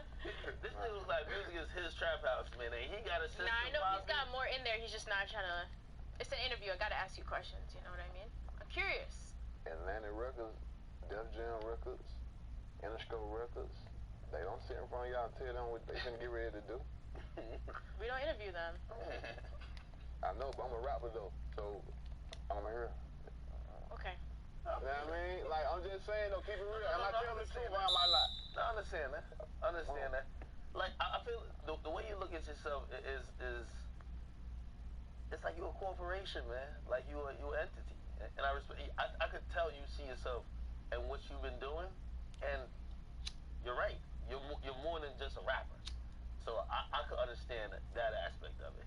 But, you know what I mean? I'll stay tuned to find out what Dolph Enterprises is up to in the future. Bro? Have I heard from him? I actually have, yeah. Oh, man. What you think about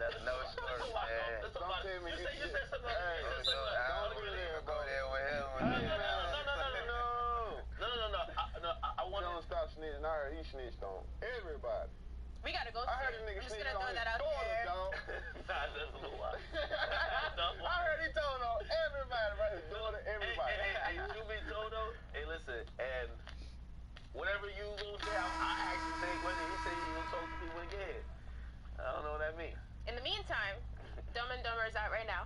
Right now. Go check that out. Shout out to Dolph. The number one album for coming up. In the world. In the country, man. In the world, in the country, globally. On planet Earth. First of all, I love pocket watching. That's just okay. Wrap it up, academics. I know this nigga getting more money. Oh, just his sales alone, he get more money than niggas who sell hundreds of thousands. That would be crazy. That's facts. If he own all this shit like that, ain't no. Hold on. That's why he's enterprises. Whoa. What you mean if he own all his shit like that? Alright, you own all your shit. So I'm just saying. I respect that shit up, man. I respect it more when, like, I'll throw up like, oh, you about to sell this, and people look at it a certain way, but then they don't realize all of that's going to you. Like, I be doing my little math. This shit ain't doing nothing but going up. And it's like right now, like, I'm really on. I can't tell y'all about this. Is Dolph Enterprises gonna be hiring? Where do we send our resumes and shit? Ain't no Dolph Enterprises. You gotta be a family member. Oh, it's family only. Alright, fair enough. I wonder what type of deals they're giving up. I really want to know. We gotta go. Thank you guys for watching.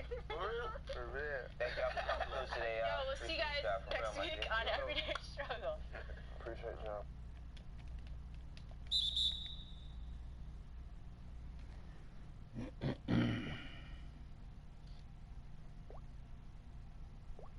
Sway in the morning, Shade 45. We've been talking to Memphis all day, telling Memphis to stand up, man. We got two pillars in the game with us right now. He's a citizen of Sway in the morning. He's been coming here for years, have the beat. That's a fact. Gems, drop some jewels. He's a businessman, understand me, and he's back, the one and only paper route. You're not gonna die. Not gonna let that happen. Welcome to the Sauce Mob. Hit that button that says subscribe and join the ride. You feel me? I drop my fingers down. You feel me? Ladies and gentlemen, it look like we getting a gameplay trailer tomorrow. It's confirmed. I'm happy about that. We finally about to get to see 5v5 gameplay of 2K. I can't wait to see that. I want to see what the gameplay looking like in 2K20. I want to know if we're going to be able to notice anything that they upgraded from 19 to 20. Video games like this, you need to get your hands on to see what they changed, not kind of visually. You get what I'm saying? Like 2Ks are a game you need to play to tell the difference instead of just see. Because definitely the graphics look the same. So straight off the bat, I won't be noticing anything different. You just got to feel it in the gameplay. But they're giving us a gameplay. Nonetheless, I'm excited for it. So we're going to have to wait till tomorrow and see what they talk about. Let's get straight into it. You feel me? We're going to pick this up tomorrow. Why you keep on saying tomorrow? Okay, we got Brian and 8. No. Wait, it's one of these trailers. Hold on, maybe it's only 12 seconds in. Maybe I jumped to conclusions. They said this was a gameplay trailer. This ain't got nothing to do with the damn gameplay, bro. This is literally when you go into play now and then they show you the little cinematography before you actually jump ball. What is this? I just seen Kevin Durant come off a damn bus. How is that gameplay? What are you talking about? Oh my goodness. They got that same behind the back snatch, bro. They already showing us the same animations. I swear, bro. Fortnite just came out with Season 10. Everything in my brain is telling me that, like, 2K should just come out never again and just do constant season updates, bro. That's all that these games are. The Fortnite Battle Pass be having more new stuff in it than these games, bro. Y'all wait 12 months to drop the same thing, bro. Just give us a Battle Pass at this This could be 2K19 Season 2 at this point. That's exactly what this is. Good dunk, Zion. Only thing new right now is the player celebrations. That's what I'm seeing as new. They added more celebrations for players. Okay, Harden. We don't even get to see Harden ISO. God damn it, bro. Okay, that's pretty dope. I ain't gonna lie with this one. I don't think he'd do that during the game, but nonetheless, that's pretty cool. Oh my goodness, man. Okay, Derrick Rose there go the ninja headband, 100% right there. That's definitely the ninja headband. That's definitely that ninja headband. Look like new block animations. Yeah, that's definitely new block animations. Definitely new block animations. What they gonna show us at the end of this trailer? Hold on, let's see. Let's see. Show me something. More Xbox. God damn it, man. I blame Xbox for why they're not showing gameplay properly. This is literally 2K19 Season 2 Battle Pass. That's what we got. That's what we got on Fortnite. I think you spend like, what, $10 for the upgraded Battle Pass? We spending $60 for 2K's Battle Pass at this point. God damn, man. Do y'all think that they could upgrade the game with just like a Battle Pass instead of releasing a whole new game? Because I don't feel like they add enough details to the game to require a whole new copy of it. I really don't feel like we need a whole new copy of the game for the stuff that they be updating. That's just me personally. Let me know down in the comments what y'all think about this trailer. Because obviously this wasn't gameplay. This was a cinematic trailer. That's what it. Cinematic. They out here giving us false information. Y'all seen that yesterday on Twitter talking about, oh, y'all want gameplay? We got you. This ain't it. What are you talking about? You got us. You ain't got a damn thing. Talking about new gameplay trailer tomorrow. I ain't see a damn thing. All I saw was Kevin Durant get off a bus. What are you talking about gameplay? I was about to see James Harden ISO somebody and y'all gonna make him pass the ball. You know damn well he don't pass the ball. What are you talking about? This is a gameplay trailer. What type of gameplay is this? I ain't see a damn thing. Let me know down in the comments what y'all thought about this trailer. Leave a like if you enjoyed the video. In the meantime, hit that button that says subscribe to join the mob. Follow me on my social media, my Twitter, my Instagram, they both ITZREASE. Duh, it's been your boy Reese and Peace. This made me want to play Fortnite on that goofy Battle Pass, man.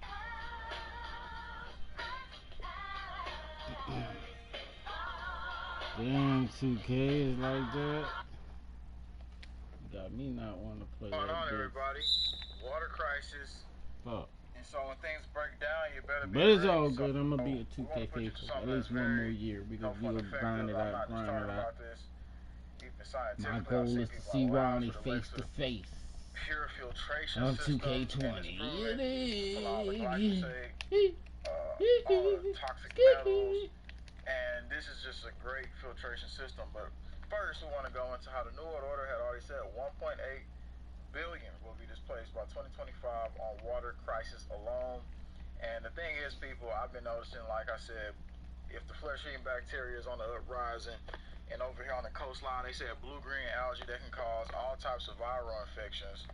And recently myself, I have been breaking out with certain things. Now I'm starting to get all these materials like soaps without sodium lauryl sulfate in it. That gives you skin irritants. But this is about the water, because if the water supply gets tainted like it's been today, and they're coming out with California telling them they got cancer-linked chemicals in the water, but again, that's happening in a lot of different regions. And so California may be first to force water suppliers to notify customers of myriad toxic forever chemicals, which causes cancer. And the thing is, this is happening in multiple different areas, multiple different regions. Not only that, you can get polio from water. You can get all types of stuff from the water. And it reminds me of that movie of Cabin Fever. It was a 2016 movie, though.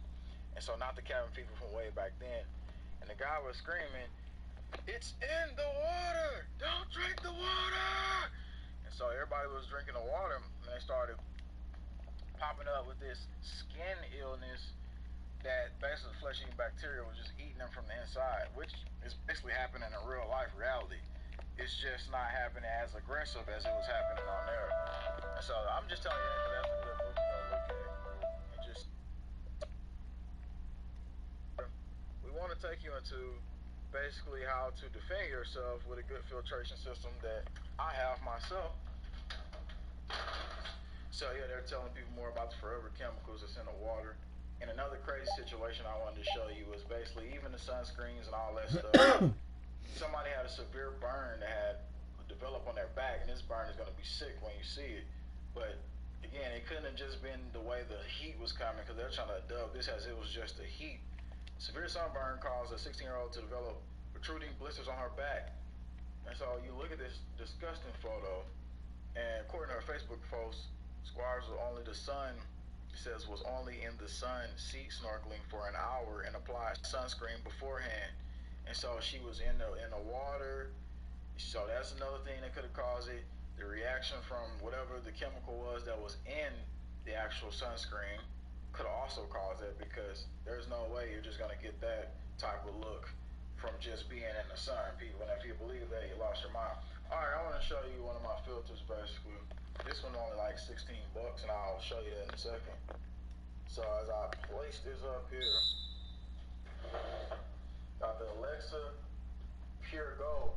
Now, as you see, is a filtration system right here that filters out all the contents from unpleasant taste, odor, and then inorganics, lead, arsenic, aluminum, asbestos, chromium, mercury, nitrate, copper, cyanide, cadmium, and basically it gets out atrazine, chlorine, pesticides, all that's in the water. It gets out total bacteria, salmonella viruses, polioviruses, noroviruses, cysts, got diarrhea, all that stuff. We get all that out. And the thing is, I want to show you, I'm going to drink it too, right in front of you. But like I said, I've studied this for a while. This is a great filtration system, but if you get this, when you first get it, make sure that you put the water in. So here's the water right here. Pour it in there. So once you pour that in there, the first time you get this, make sure that you squeeze it out first, because it's going to have like a little taste in there that you don't like, so you're going to use that.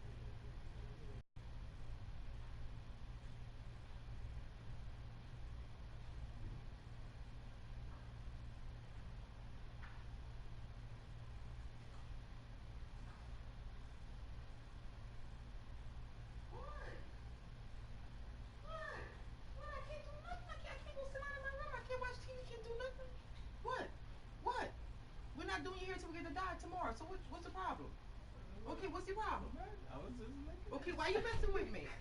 Just look at that nigga. Calm down. You messing with me. Stop messing with me. What's your problem? Stop messing with me. What's your problem?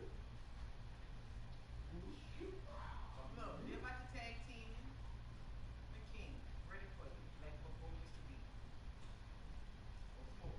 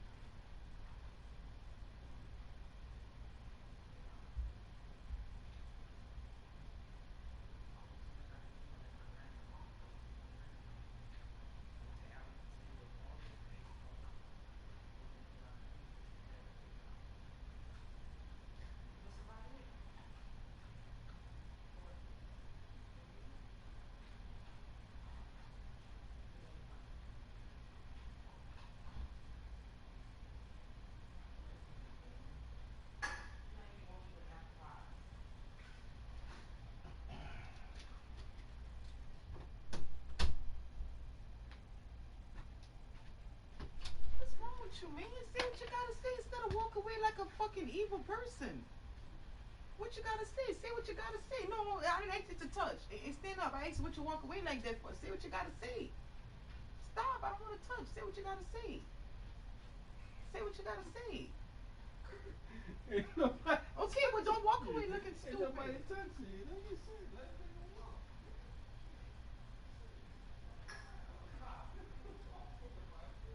I don't want to open the bar. You pissing me off. You going in there to open it. Your hands. Supposed to open it for me. So not gonna be a gentleman. If I open it and you open, all right. You're not a gentleman.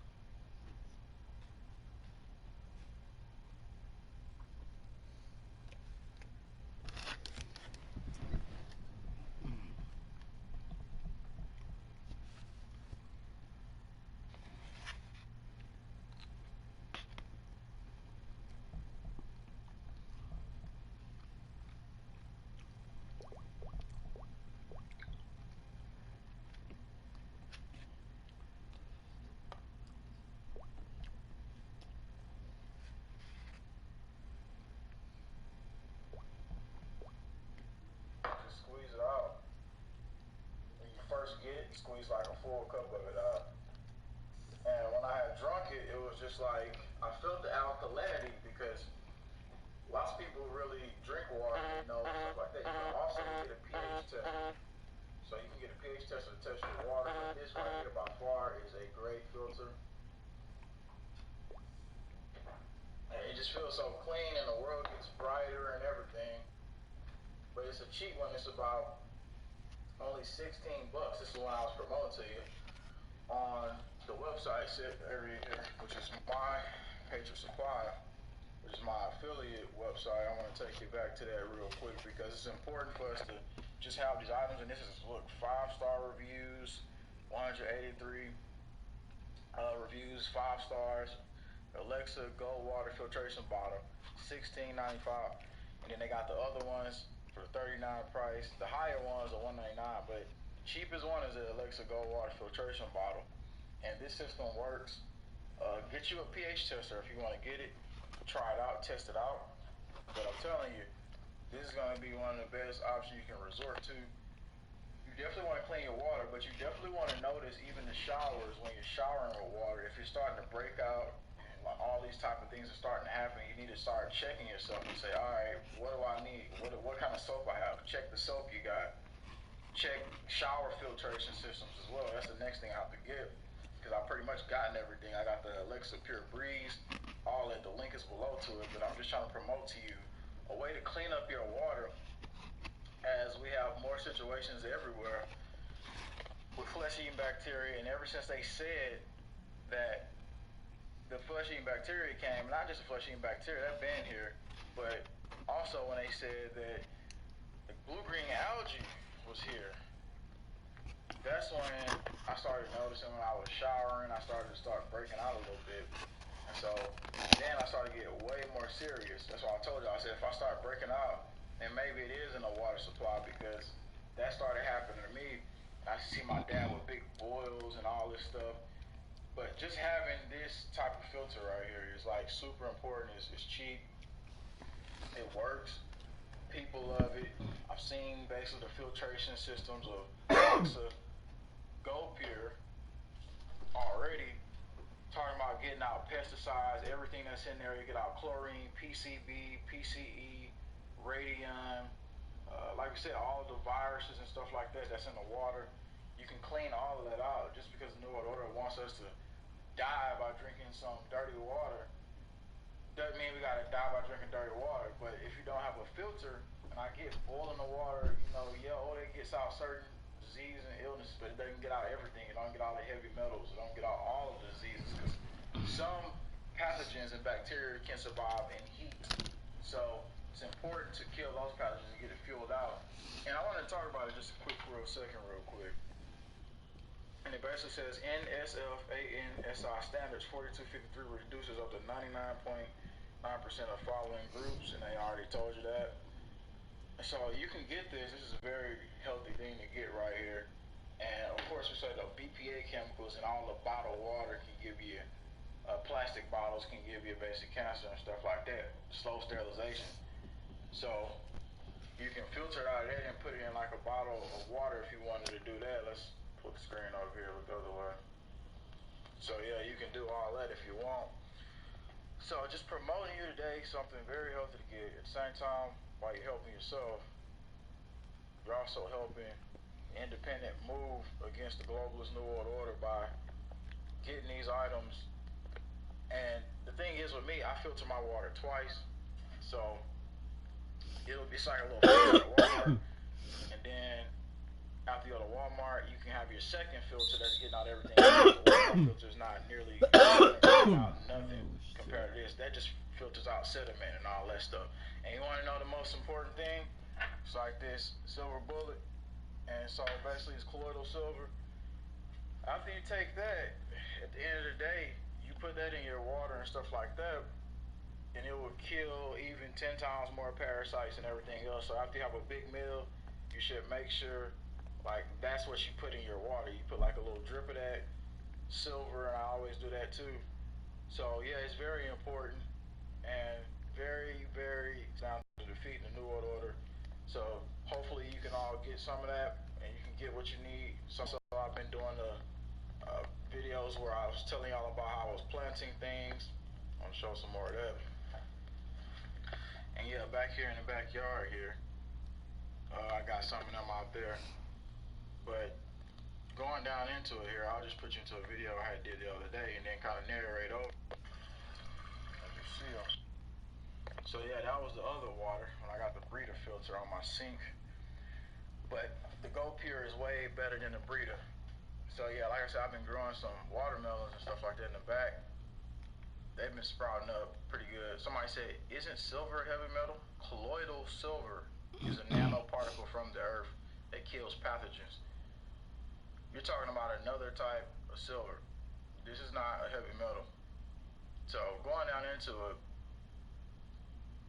and you see how, yeah, basically, it's been a week and a half, so a week and about 5 days, they already started sprouting up. I'm going to create a garden area, though, and I'm going to landscape it because I'm not going to put mulch down there, though, because I noticed mulch always, when I was landscaping, because I used to work landscaping, mulch always basically attracted spiders, and I'm not going to put mulch down. But I am going to put up some systems against the rats and stuff and the freaking squirrels that might come out. And pretty much all of these have been sprouting up pretty quick. It's only been a week and 5 days. They already started sprouting up. So yeah, we're sitting here trying to fight the New World Order in every possible way when you're in your house. Because like I said, they ain't finna just kill me in my house. I'm fighting for everything. I hope you fight for it too. So it's just as much as we talk about everything that's crazy happening, we should also think about, hey, what's going to happen when we need clean water? The government is not going to be there for you because there's going to be some sheep like, oh, the government is going to keep filtering our water. No, they're not. They're killing you. So you need to make sure you filter that and filter your water, because the water is by far one of the easiest ways to get the entire population safe. If you're on the government water and you haven't started filtering your own water, then you're probably already hit with atrazine, bioweapons in the water, all types of stuff, not even joking with you, because it's in there. So yeah, and watermelon is alkaline, so I definitely wanted to plant that. Huge doses of vitamin C, we definitely need that.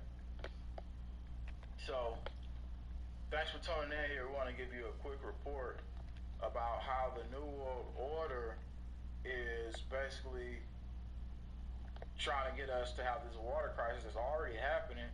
And if we don't have the systems to defend ourselves, then we totally lose, and that's all a choice.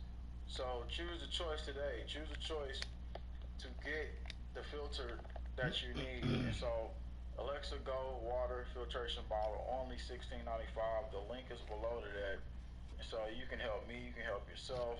And it's this big helping situation that's all happening. You got the Alexa pitcher water filter. It's only $39, people, and this is by far one of the highest quality filters out there, because I've already seen the laboratory reports and studies on it. And I wish I can put you into that video, so if I can, I'll leave a link to something like that below so you can look at that too.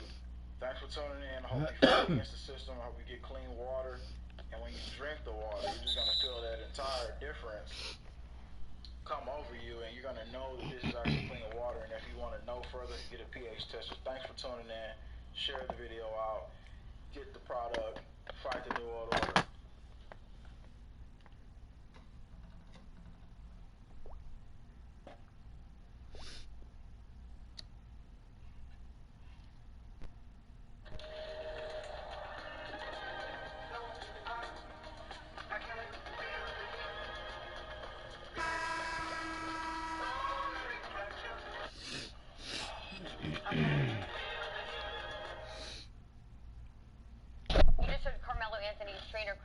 Appearing on the... So as you guys know, the first official gameplay highlight trailer dropped for 2K20 today.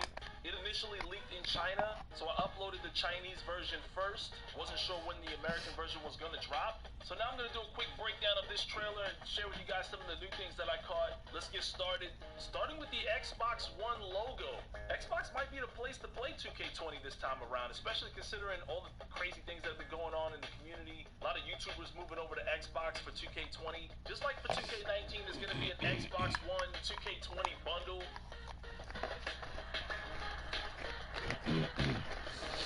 So obviously they 2K20 kicked this thing off with the NBA Dynamic Duos going into the 2019-2020 season, beginning with LeBron James and Anthony Davis in LA, Kyrie and KD in Brooklyn, Kawhi and PG-13 on the Clippers, Westbrook and Harden in Houston. Notice Russell's new hairstyle updated. The most recent pic of Westbrook shows him with a headband on. I wonder if we're going to have headband Russell in 2K20. And of course, the Splash Brothers. Unfortunately, Kyrie and KD and Steph and Clay won't be teaming up until the 2021 season.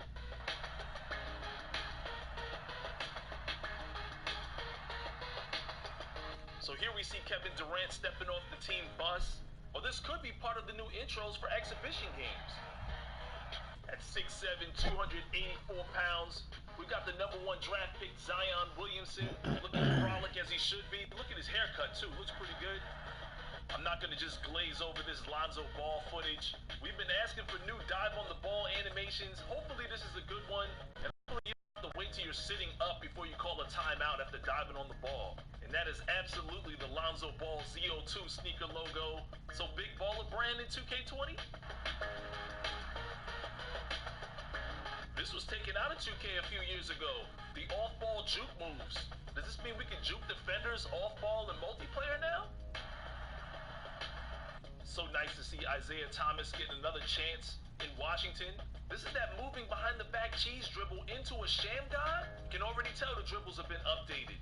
And I wonder if Kemba's going to be like Isaiah was before he was traded from Boston. Not sure I've seen this two-hand hard foul animation. Could be something new.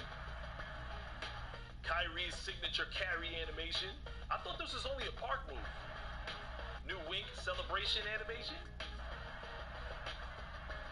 Zion's signature dunk animation. And a signature celebration. That's Jimmy Butler over Kyrie in Brooklyn, and then over the Spurs like I wouldn't notice. Come on, 2K. I guess I would have liked to have seen a little bit more of a reaction from this bench on this dunk, but I mean, it is Giannis and he does this all the time, right?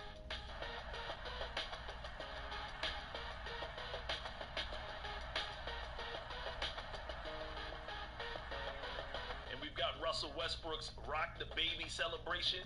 I'm going to be using that at the park.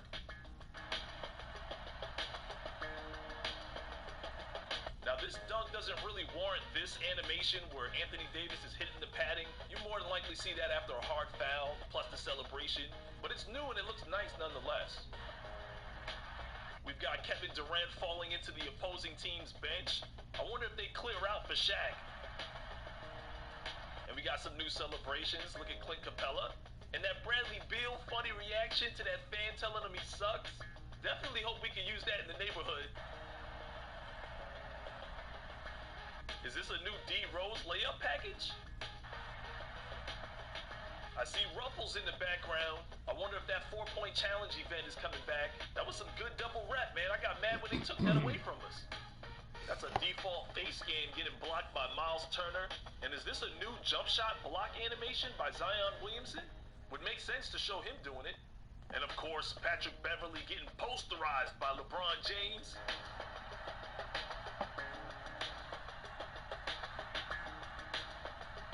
Yeah, definitely new jump shot block animations for sure. So yeah, that was my breakdown of the new trailer. Sure, it looks like 2K19, but probably doesn't play like 2K19.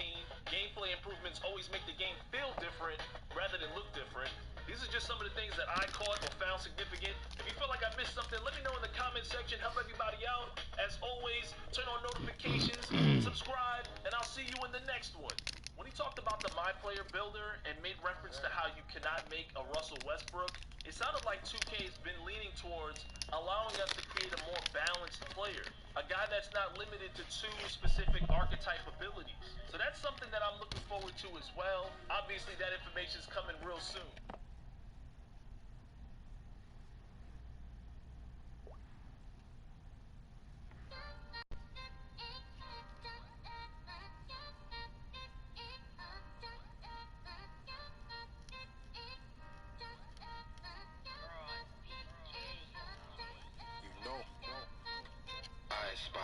With my little eyes, something beginning with F. What boys doing up net? Fuck boys, talking real. With the last ones left the last. Suck your mother. I said it with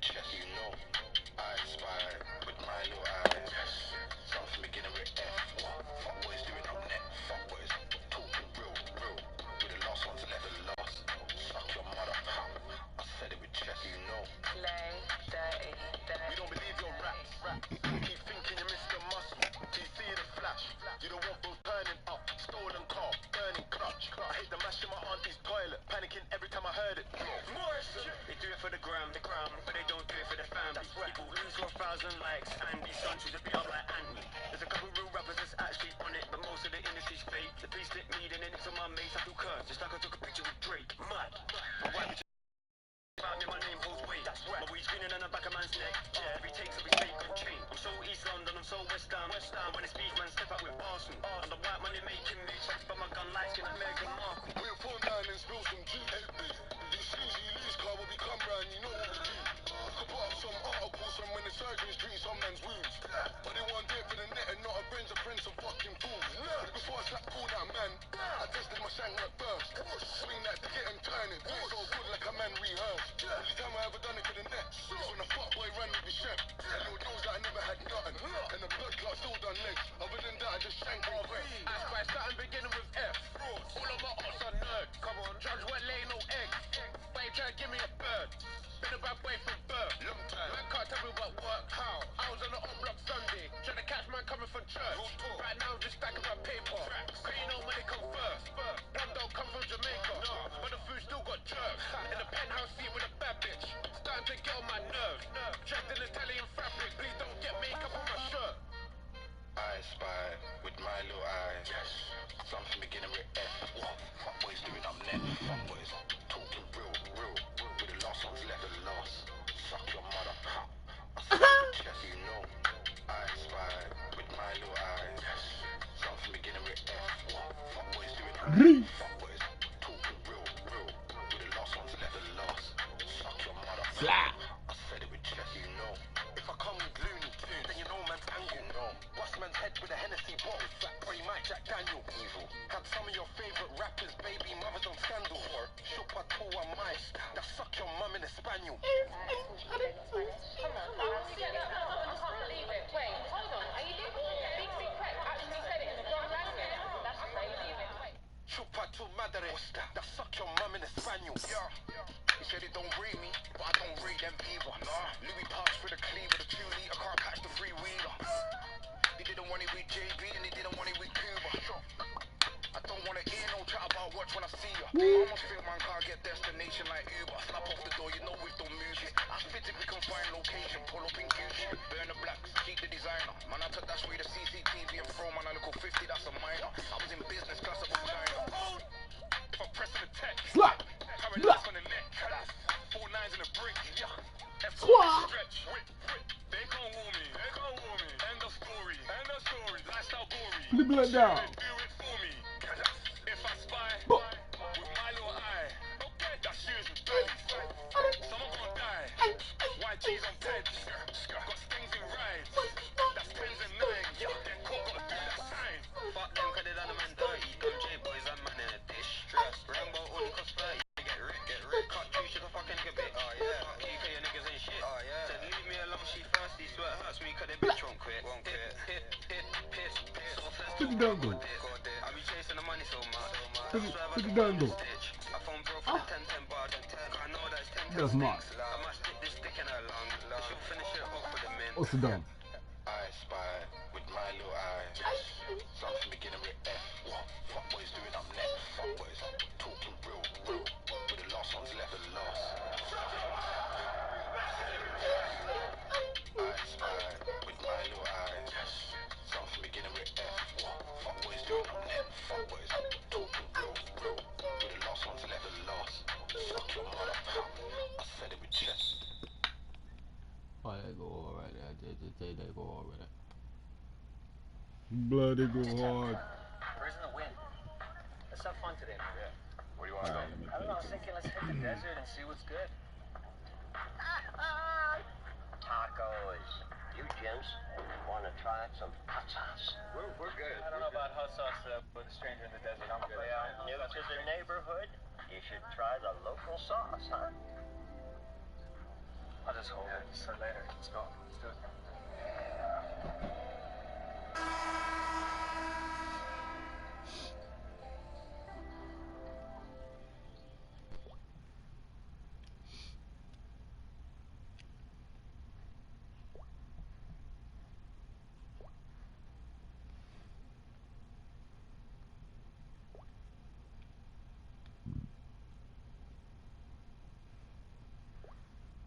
Only the Lord can bring him into repentance and belief.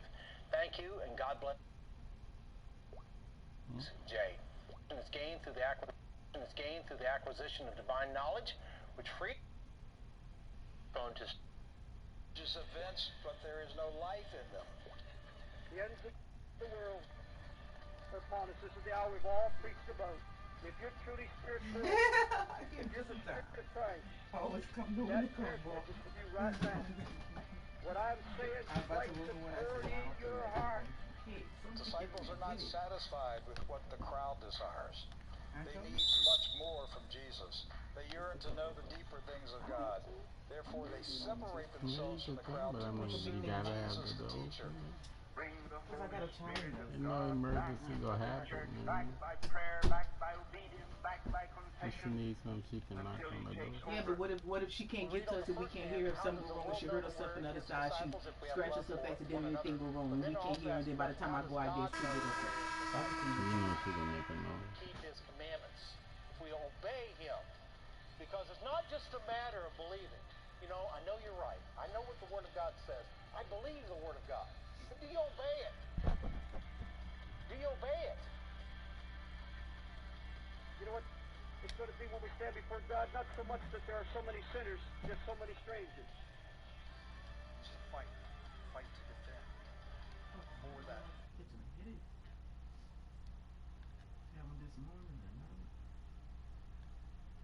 Question. Was Jeffrey Epstein's Mossad parlor actually a eugenics breeding ranch? Stay tuned. We're talking about it on today's edition of True News.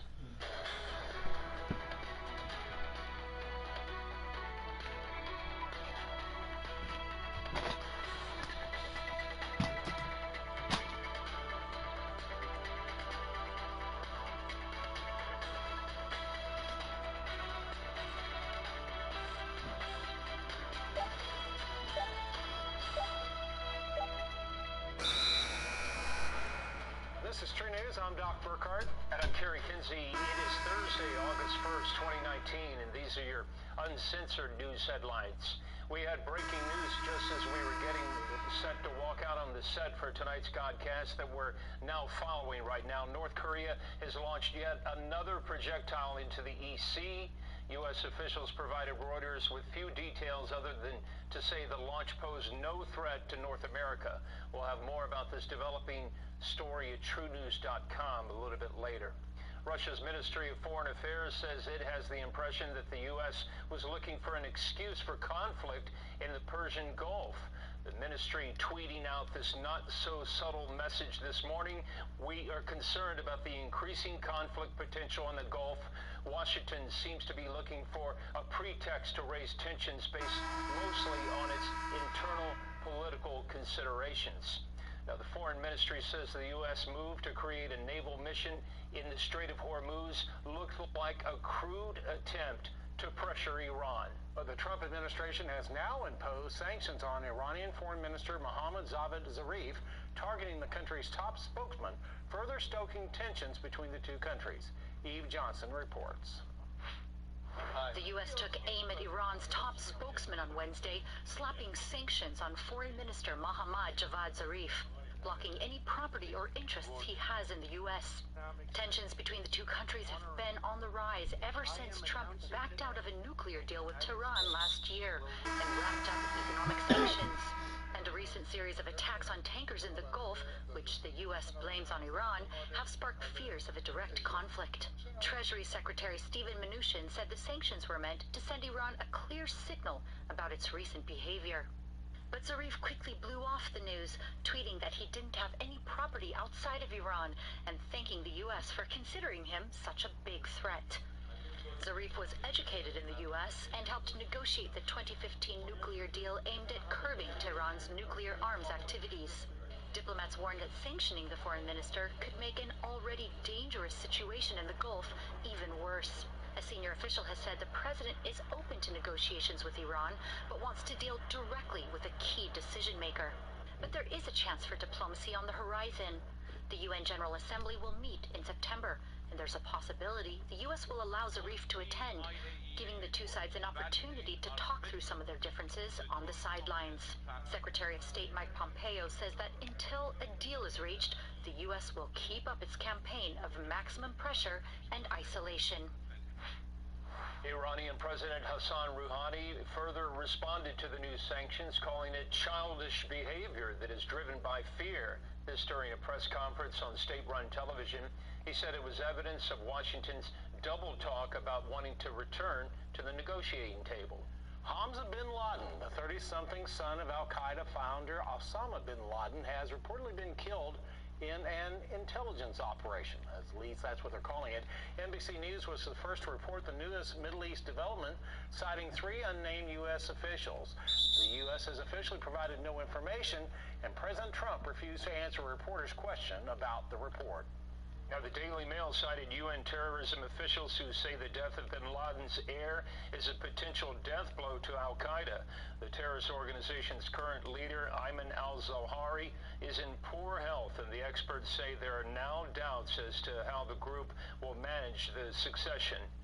Zawahiri's second-in-command, Nari al-Washishi, was killed in 2015. Meanwhile, Israel continues to stoke the war tensions in the Middle East. Syria's official Sana news agency reports Israel launched a missile attack on a Syrian army position in Tel Barika, west of Quneitra. The attacks caused damage, but no casualties. Now, this follows reports from the Jewish media that residents in the Golan Heights heard loud explosions. And Doc, in Gaza and the West Bank, Israeli Defense Forces came under fire. In Gaza, 3 troops were injured and a heavy firefight ensued after the IDF said that an armed Palestinian had crossed the security perimeter. And west of Ramallah in the West Bank, the IDF is still looking for a Palestinian who opened fire on a military vehicle but did not cause any injuries. This comes amid reports the president's son-in-law, Jared Kushner, has arrived in the Middle East for a 5-day tour to begin laying out details of his deal of the century peace plan. Now, the Jerusalem Post reports the Mideast peace point man met with Jordan's King Abdullah II and Israeli Prime Minister Benjamin Netanyahu.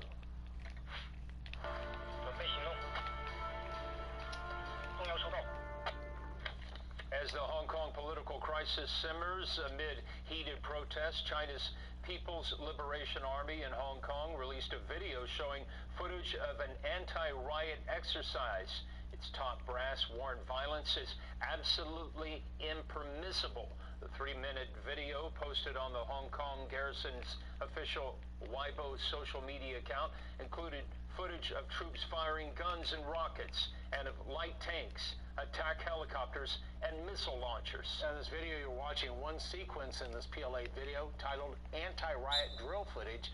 Ranks of troops advance with shields and truncheons onto protesters, firing rifles into the air. Tear gas and water cannons rained down on protesters as armored personnel carriers with battering rams raced forward and troops laid barbed wire coils on the ground.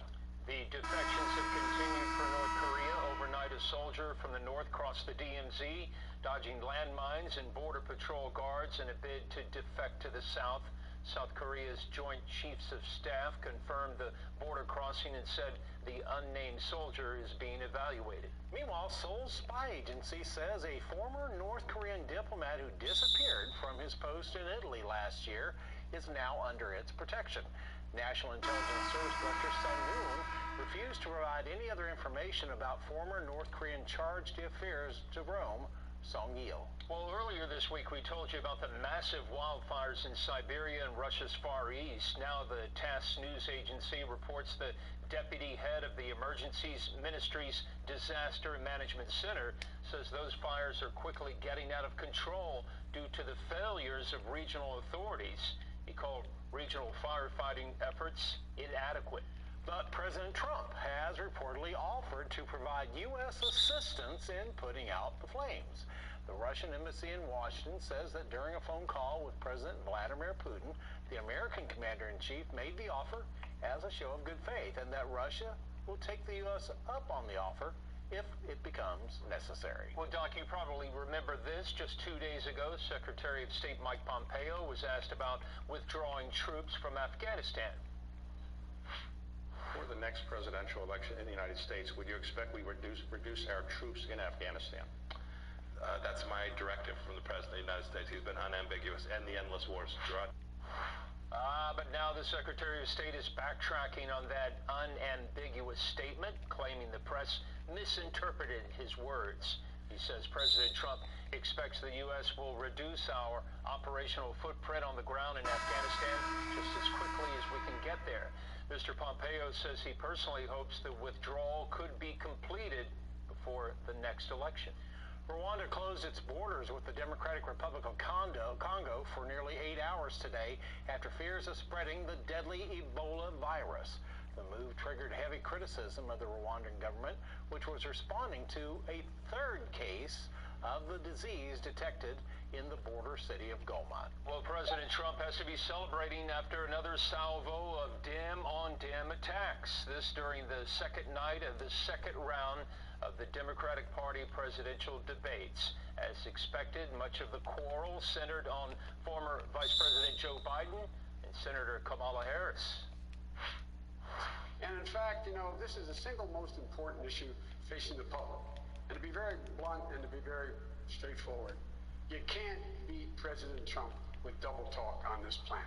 So I think that you should really think about what you're saying, but be reflective and understand that the people of America want access to health care and do not want cost to be their barrier to getting it. Did anybody tell you how much their plans cost? My plans cost $750 billion. That's what it costs, not $30 trillion. Thank you, Mr. Vice President. But when Senator Harris once again attempted to take a swipe at the former vice president over his past stance on forced busing of minority students, an unexpected defender came to his rescue. Many were calling it the biggest moment of the night, and perhaps the one that destroyed the California senator's hopes for the presidency. Watch this. There are too many examples to cite, but she put over 1,500 people in jail for marijuana violations and then laughed about it when she was asked if she ever smoked marijuana. She blocked evidence. She blocked evidence that would have freed an innocent man from death row until the courts forced her to do so. She kept people in prison beyond their sentences to use them as cheap labor for the state of California. And she fought to keep cash bail system in place that impacts poor people in the worst kind of way. The Democratic Party seems to be panicking over these debates, as evidenced by Michael Moore's 12-minute rant on MSNBC after last night's disaster. He told the liberal news network's expert panel this was the very reason why America now needs former First Lady Michelle Obama to jump into the race. Remember, PrettyRick said it first. And so Fox News host Sean Hannity has dropped a new bombshell on former FBI Director James Comey. Compliments of Judicial Watch. Check this out. Out as it turns out, in June of 2017, 1 month after Comey was fired, well, the FBI, people that he used to be the boss of, agents showed up at his door. Why didn't we find this out sooner? They were there to retrieve his classified government memos that he was storing in his home, which is illegal. The agents also grilled Comey about the documents during an interview. By the way, that would be called an interrogation for the rest of the world. So you heard that, right? But it seems that maybe the former FBI director may be getting the last laughs.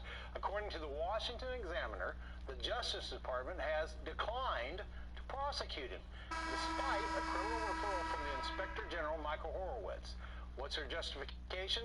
That there was too much uncertainty over his intent with the leak, despite his public testimony to Congress about his desire to trigger a special counsel investigation. It just amazes me, Kerry. Unreal, Doc. After blasting the military prosecutors who handled the war crimes case against Navy SEAL Eddie Gallagher, President Trump has ordered the Navy Secretary Richard Spencer to revoke the Navy Achievement Medals they were awarded. He called them out for losing the case and for their, quote, unethical behavior before adding he was happy for Chief Petty Officer Gallagher and his family. No, it's not a cheap science fiction movie. Science with the Salk Institute in the U.S. and Murcia Catholic University in Spain have formed a human-monkey hybrid, doing their work in China to avoid legal issues. At least that's what they say. They deactivated the monkey's embryo's organ-making genes and replaced them with human stem cells. Now, this creature that they're calling a chimera was not grown to full gestation although it could have been. Science fiction is real, Carrie. Got that right, Doc. Well, we love to hear from our viewers and listeners. We like when you share your prayer requests. Visit TrueNews.com and use the True News app on your smartphone to submit your need for prayer. We pray on a regular basis over each of the requests sent to us. We'd like to share a couple of prayer requests with you tonight. Listen to this one. Dear Rick, God bless the True News team. The truth makes us free only in Christ Jesus. Thank you with all my heart for the USS Liberty Film Project and all that it stands for. We all have to put on the full armor of God in these last days. Blessed be the name of the Lord and his precious blood. My prayer request is that we all stay hot, like the Church of Philadelphia in the book of Revelation, and go all the way. I am also enclosing a love offering. God bless, Dave in Canada. Well, thank you, Dave, for supporting True News. Thanks for those kind words on the USS Liberty Project. The Lord wants and needs on-fire, red-hot, enthusiastic followers who love him more than anything or anyone else on this earth. Disciples who are determined to follow Jesus all the way because they know they have found the truth. That's why Romans 12:11 says, never let the fire in your heart go out. Keep it alive. Serve the Lord. Thanks, Carrie. Here's another prayer request. Dear Rick, praise God for you and your team and the newscast. I find them deeply encouraging and informative. Because of that, your ministry deserves the support I can give each month. A close friend of mine is getting into mystic and Gnostic Christianity. Please pray for his salvation. He is so close to receiving the Lord, and I know he's trying to seek the truth. Also know that only the Lord can bring him into repentance and belief. Thank you, and God bless True News. Jay. Well, thank you, Jay, for supporting our ministry. Gnosticism teaches that salvation is gained through the acquisition of divine knowledge, which frees one from the illusions of darkness. Although they claim to follow Jesus Christ and his original teachings, these modern-day Gnostics contradict him at every turn. Don't call me if Jesus you go said shoot nothing up the about school, salvation through bitch. knowledge, but by faith alone That's in your him son. as a Savior from sin. Bitch. Would you mind reading this scripture, Carrie? Yeah, here it is right here. Ephesians She 2, ain't got a 8 penny through in 9 my says, fucking for by money, bitch. grace you have been saved through faith, and that Yeah, not of goddamn yourselves. penny It is in the my gift of shit. God, not as a Ain't result not of a works, penny of so that profit, no one bitch. may I don't boast. see my Thank you, son. Carrie. Well, You coming don't up on our get panel shit. discussion, I'll be joined by True News correspondent Give a Edward fuck. Zoll and They True put News me in founder and jail host 'cause I Rick ain't never Wiles. paying you A shocking shit, release by the New York bitch. Times on Wednesday took the Jeffrey Epstein affair to a whole new level. Claims are being made that the convicted sexual predator and Mossad agent was using his New Mexico ranch, now get this, to seed the human race with his DNA. Their words, not ours. However, upon examination of the whole story, perhaps even something more sinister is at play. Was Epstein and his handlers using underage girls to collect the DNA of the world's elite? Well, stay with us. Rick is going to try to sort out this incredible story for us. Looking forward to it, Doc. But first, let's take a break for a word from our sponsor, the Holy Bible. Here's Max McLean from thelistenersbible.com with a reading from the Word of God from Matthew chapter 6. This is Max McLean.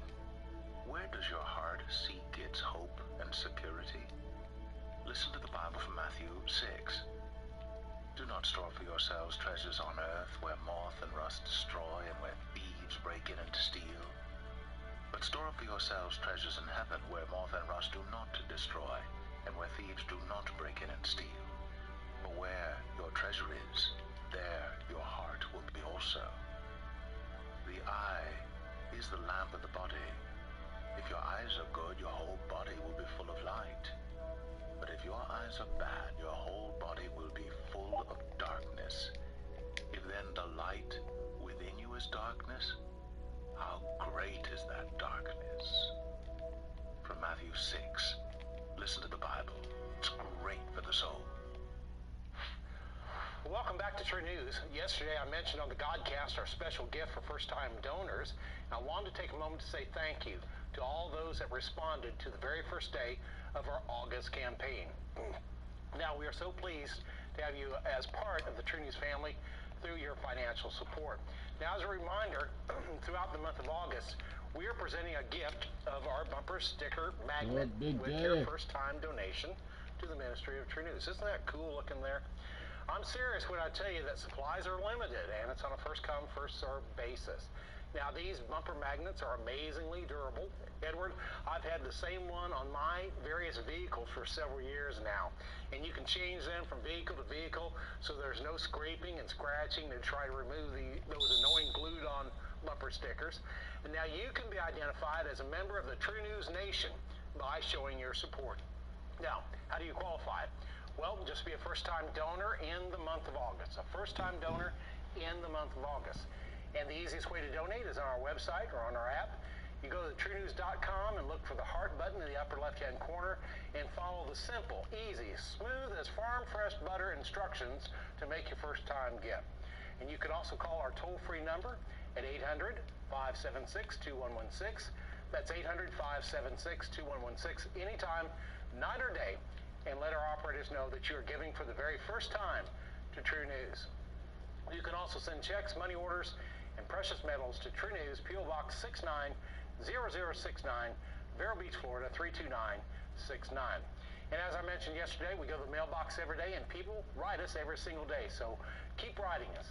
And when you give online, call or write, please remind us that you are a first-time donor. That's very important.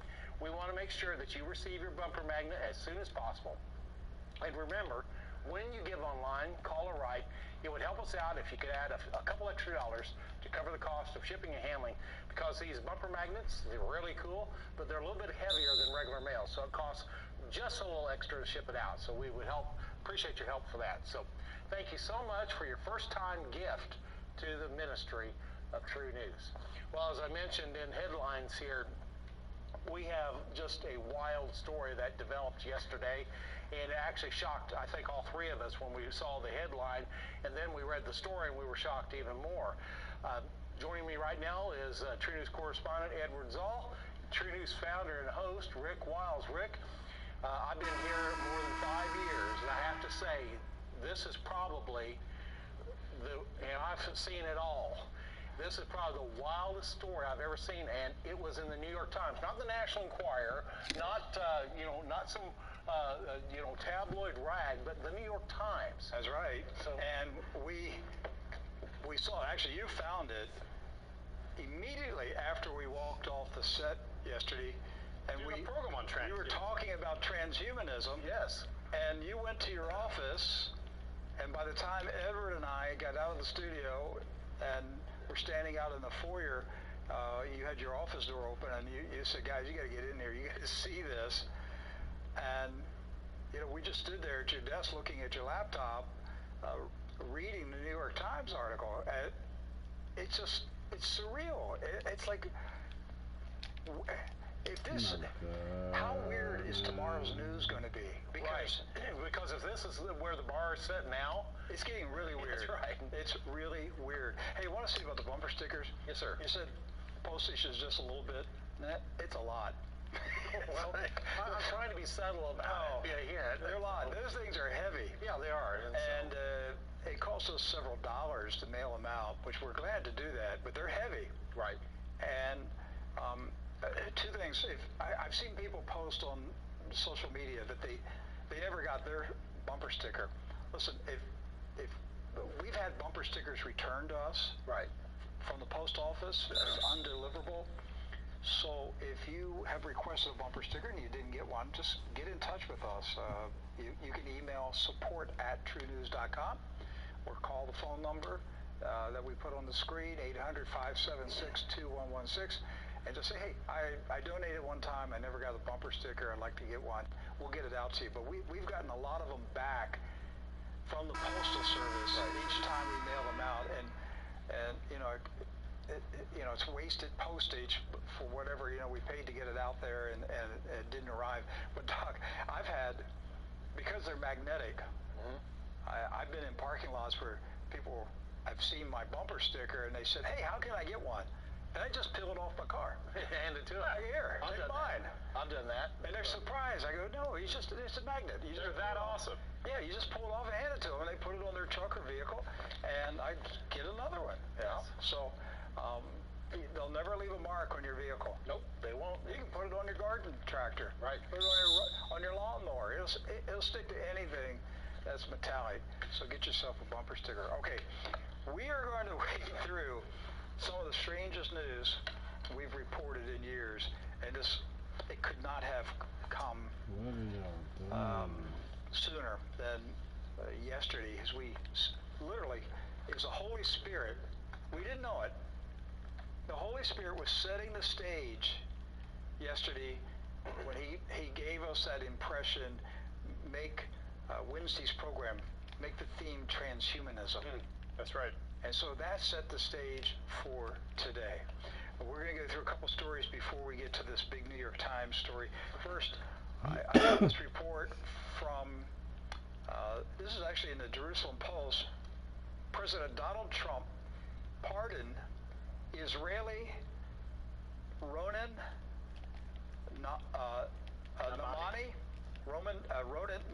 Namani on Monday, who had served 4 years of a 20-year sentence for conspiracy to distribute synthetic drugs that he bought from suppliers in China. Trump's pardon followed a request by his children who said that they missed their dad. They sent a letter to the White House and said, "We missed our dad. He's in federal prison for being a drug dealer." And so, anyhow, what I want you to see is that President Trump pardoned an Israeli drug smuggler. That's the part I want you to see. And the judge, during the sentencing, said that Mr. Namani, the Israeli, showed no remorse or concern for his victims who used the synthetic drug. Fighting for the pardon was none other than Alan Dershowitz. He is everywhere. Man, how does he have time to even do anything? I mean, he's defending sex predators and drug dealers, and so. Also behind Namani's release was Moshe Morgatron, which is a New York Jewish leader. So they got him out. Israeli drug smuggler. President Trump, took the call from Alan Dershowitz and said, "Sure, Alan, we'll release an Israeli drug smuggler." It's not a pardon for General Flynn. It's not a pardon for his former campaign manager, Paul Manafort. You have to remember that these are the people that are being pardoned. An Israeli drug dealer with Israeli citizenship. I don't know if it was the very first, but one of the first people that Donald Trump pardoned was a New York or New Jersey Chabad Lubavitch meatpacker, right? Meatpacker, who'd been sent to federal prison on a number of charges, and it appears that the Kushners and others managed to get Donald Trump to release him. So if you're Chabad Lubavitch, you can get a pardon from the White House. You get a priority pardon, I guess. And so, well, maybe Jeffrey Epstein will get a Trump pardon, because the Daily Beast is reporting today that Jeffrey Epstein's brother, Mark Epstein, said that Donald Trump and his brother Jeffrey Epstein were good friends. He said, "I know Trump is trying to distance himself, but they were." He said Trump used to comp Epstein's mother and aunt at one of his casinos in Atlantic City. An anonymous source told the New York Post that Trump and Epstein were tight and that they were each other's wingmen. And they helped each other pick women up at bars or at social events. Mark Epstein, Rick, in a deposition in 2011, noted he's the source of how we know President Trump traveled at least at one time on the Lolita Express. Other than being in Jeffrey Epstein's black book, Mark Epstein, Jeffrey Epstein's brother, is the source on a deeper connection between those two. Epstein's trial has been set for June 2020. June 2020. A year from now. Next year.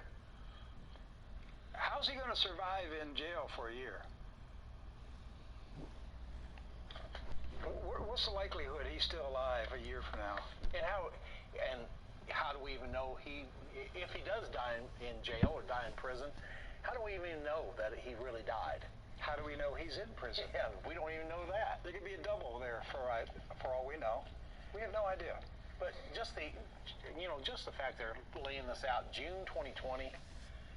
Yeah. And they just know that the collective memory of most people by that time is going to be, oh yeah, I remember that Jeffrey Epstein case. I thought we settled that a long time ago. Now, what if he does go on trial June 2020, and they hold him in jail for a year, and he doesn't die, and Mossad doesn't bump him off, and Donald Trump doesn't pardon him, and he goes on trial in June 2020, what would be the ramifications of a Epstein child sex trial in 2020? Won't be on par with WikiLeaks, the effect that it had in the 2016 election. What I mean by this is that the majority of the posts that were being distributed and covered from WikiLeaks on Hillary Clinton and her campaign manager, John Podesta, came really July and let's say August, September even, going right into the election. That's the height of the political season. That's when most of the conventions and stuff are taking place, right? July and August. So you'd be having the Republican convention while the Epstein trial's underway. There are going to be revelations coming out, admissions, witnesses. It could be chaotic. Yes. If he is on trial in June, July 2020. It would be like having Podesta on trial, talking about spirit cooking. It'd be a very strange, weird trial based on the things that we're already hearing. So you don't believe the timing is an accident and all that, it's strategic? I don't know if it's, the justice system in this country moves slow, particularly for people they don't want to convict. And this would be one. So, Daily Mail reporting Jeffrey Epstein managed to shut down a federal probe into his illegal activities with underage girls and secure his sweetheart plea deal by providing information to the U.S. government. Yes, this actually was first released through the FBI's Vault. It's their archiving service. That under, again, FBI Director Robert Mueller, that Epstein had become a form of basically an informant for the FBI. The Daily Mail story goes on, it actually has gone deeper on the reporting this than I've seen before, that the deal actually was to provide information to the FBI on Bear Stearns hedge fund managers Ralph Coify and Matthew Tannen. And that this information was used basically by the FBI to look into heavy trading by those two, specifically hedging against the Florida housing market crash in 2007, 2008. This may have been one of the ways, in addition to the help from Alan Dershowitz and Alexander Acosta at the time, AUSA in Florida, of how Jeffrey Epstein got his sweetheart deal. So the cover for the deal was, we want to lock up these white-collar criminals that made money in the housing crash. Right. So we're going to let a pedophile who was raping 13-year-old girls, we're going to let you go free because we got those Bear Stearns white-collar criminals. That's really the logic that's in this story. That's what it is. But it was really about just letting him walk. So we got that story out today, and then regarding the trial in 2020, it will have so far 1 million pages of discovery so far. 1 million pages of documents. And that's according to Jeffrey Epstein's lawyers. His current lawyers are Reed Weidengarten, a partner at Steptoe & Johnson LLP, and Martin Weinberg and Mark Allen Furnich. Now these two, Weinberg's the one actually quoted in the Daily Beast story. Something of note here, Rick, is that Weinberg said in court, this is one of Jeffrey Epstein's attorneys, that the separate trial, the trial actually involving Alan Dershowitz, is the defamation trial. That one argument for even postponing the trial till, let's say, September 2020 is that documents unsealed in that trial will actually help the defense of Jeffrey Epstein. Now, to put this in frame, what he's saying is that those documents that we previously thought might be incriminating to both Jeffrey Epstein and a lot of his associates, Jeffrey Epstein's lawyer is actually arguing this will help him. So that means Dershowitz's lawsuit right now, to try to get it unsealed, is actually helping Jeffrey Epstein, according to Jeffrey Epstein's lawyer. The thing that stood out to me in this whole story, this particular article, Rick, was I didn't know until yesterday that Gloria Allred was representing a number of the victims. Yes. She also represented victims of Bill Cosby and Harvey Weinstein, but Gloria Allred, just so our viewers and listeners understand, has never met a victim she couldn't take advantage of. And so, I mean, she has used these cases like this in the past in order to,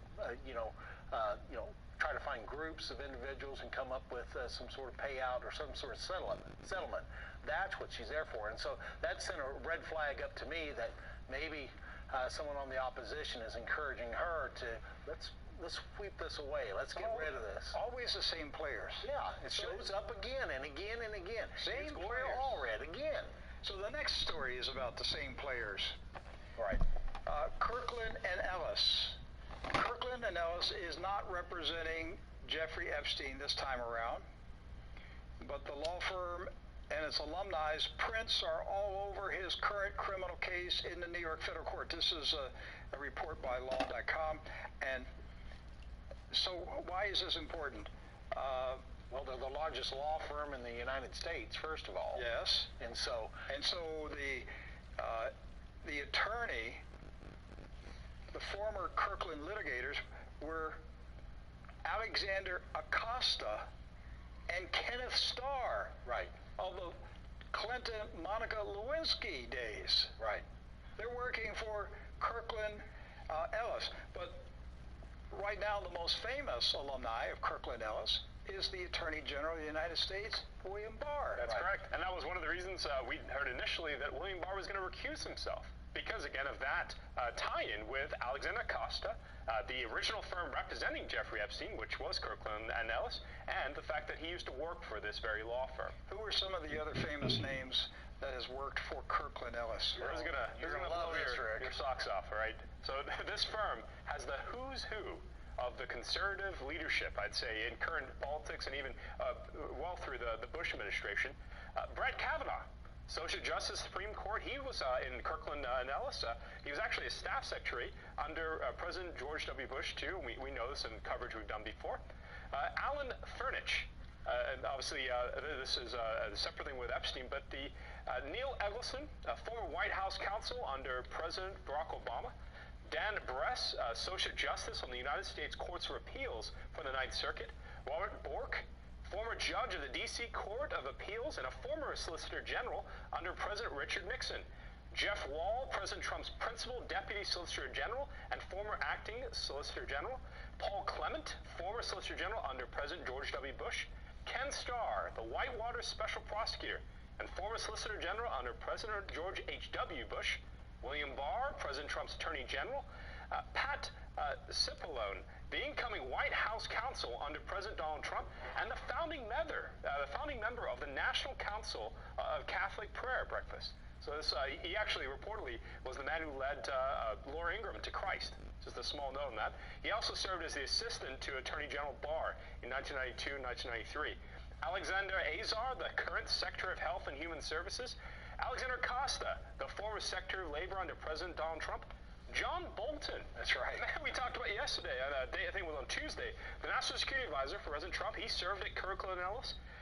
Jeffrey A. Rosen, President Trump's Deputy Secretary of Transportation and the current nominee to be the Deputy Attorney General. Nathan Sells, Coordinator of Counterterrorism. Mark Phillip, the former judge of the Northern District of Illinois and the former Deputy Attorney General under President George W. Bush. Viet D. Ding, the Chief Legal Officer. Whoa. That's the guy that wrote the Patriot Act. That's right. He is. He is the chief architect of the Patriot Act, which is now the National Defense Authorization Act, also known as the thing that takes away all our civil liberties in this country. He came here from Vietnam. Right. Yes. And his contribution to America was to take away my constitutional rights. That's right. That really shows you who won the Vietnam War there, doesn't it? Oh, you look at this, so we've already laid off here. This is the who's who. If this was on a conference panel, there's more. If this was on a conference panel, Rick, we'd be buying front row tickets. This is a huge lineup, all from the same law firm. Listen to this next name because it has to do with the Epstein case. Robert S. Kuzami. He's the Deputy United States Attorney for the Southern District of New York. The current one. Okay. That's where the trial is happening right now for Epstein in New York.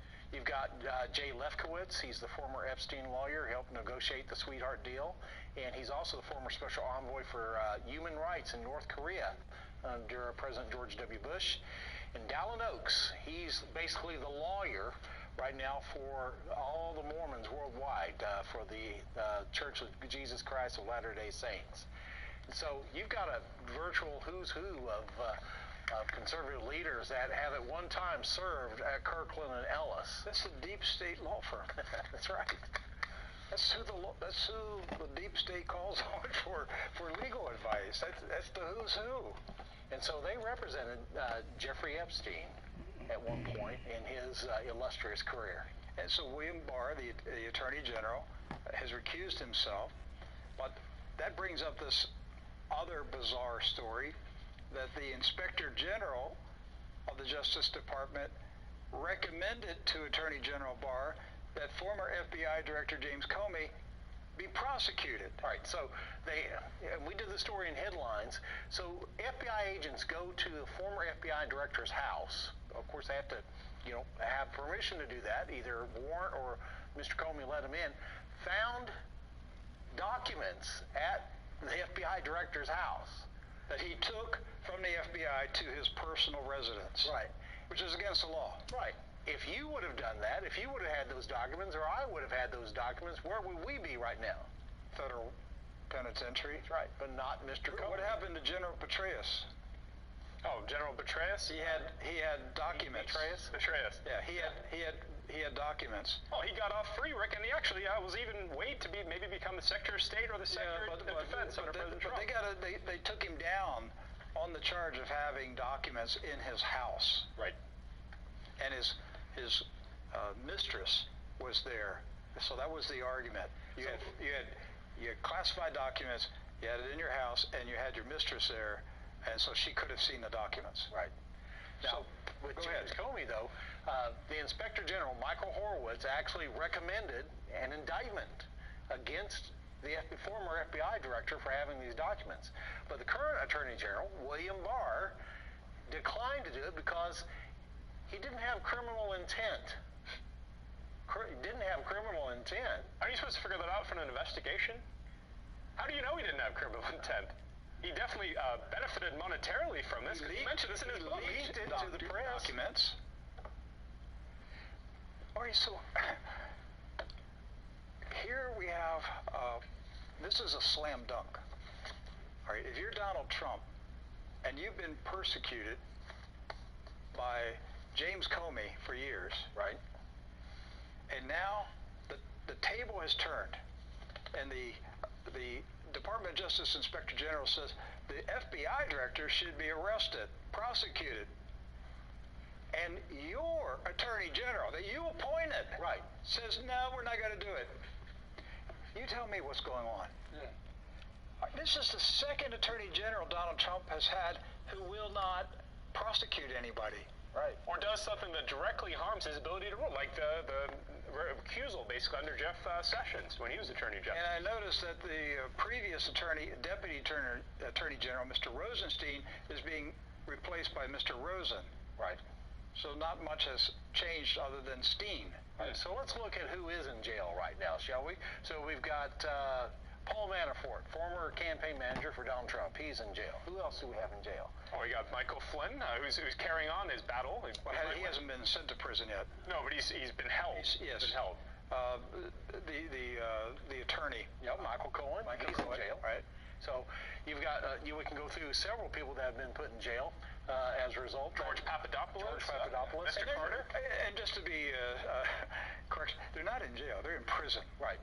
All right. Jail is where you're sent to be held before your trial.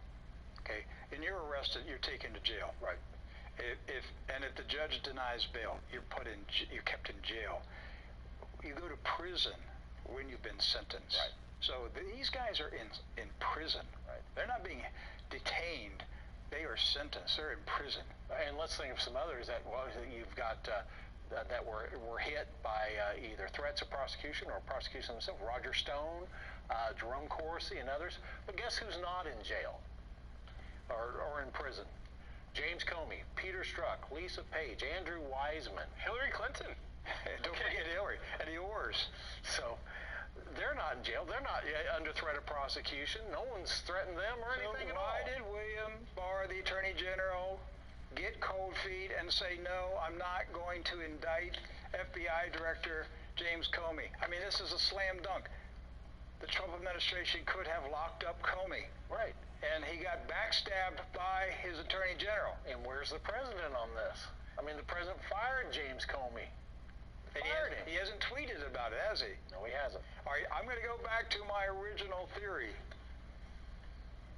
that a deal was made between the Bush mafia family and the Jewish mafia.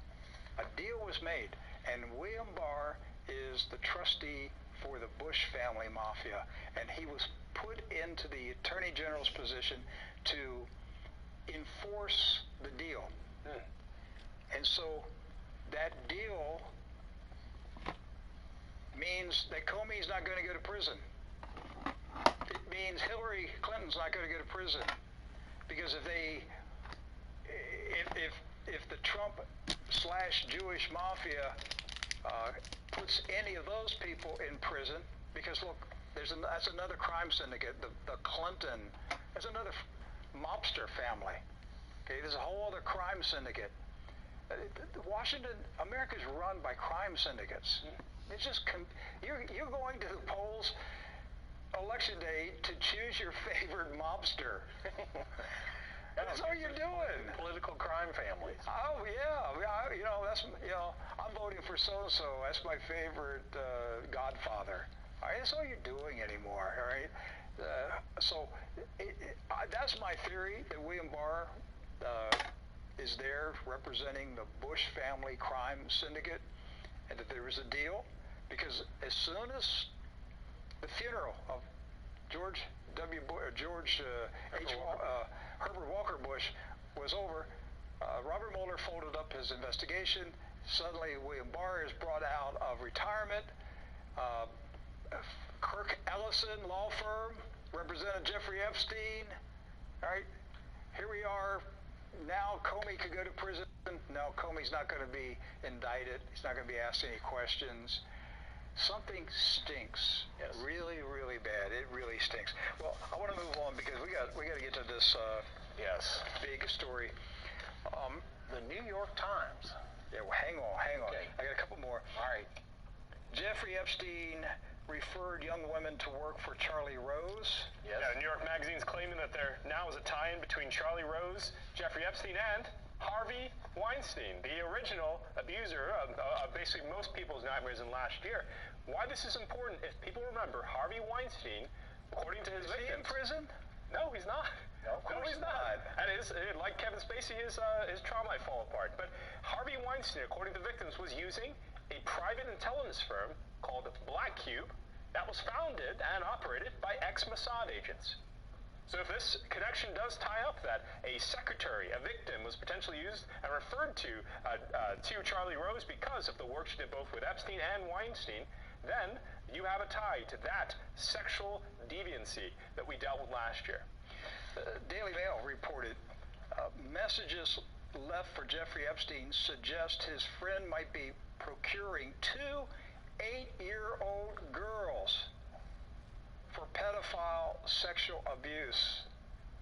This is based on telephone messages. It's somewhat coded messages that the police believe that what they were referring to was that they were in possession of 2 8-year-olds, and it was basically the message is first come, first serve. Yes, and this was introduced by Bradley Edwards, a lawyer we've actually spoken about previously defending victims.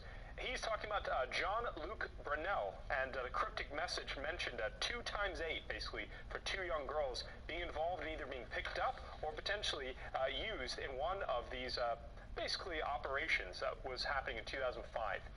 Economist Martin Armstrong predicting Jeffrey Epstein will never go to trial because he will die before the trial.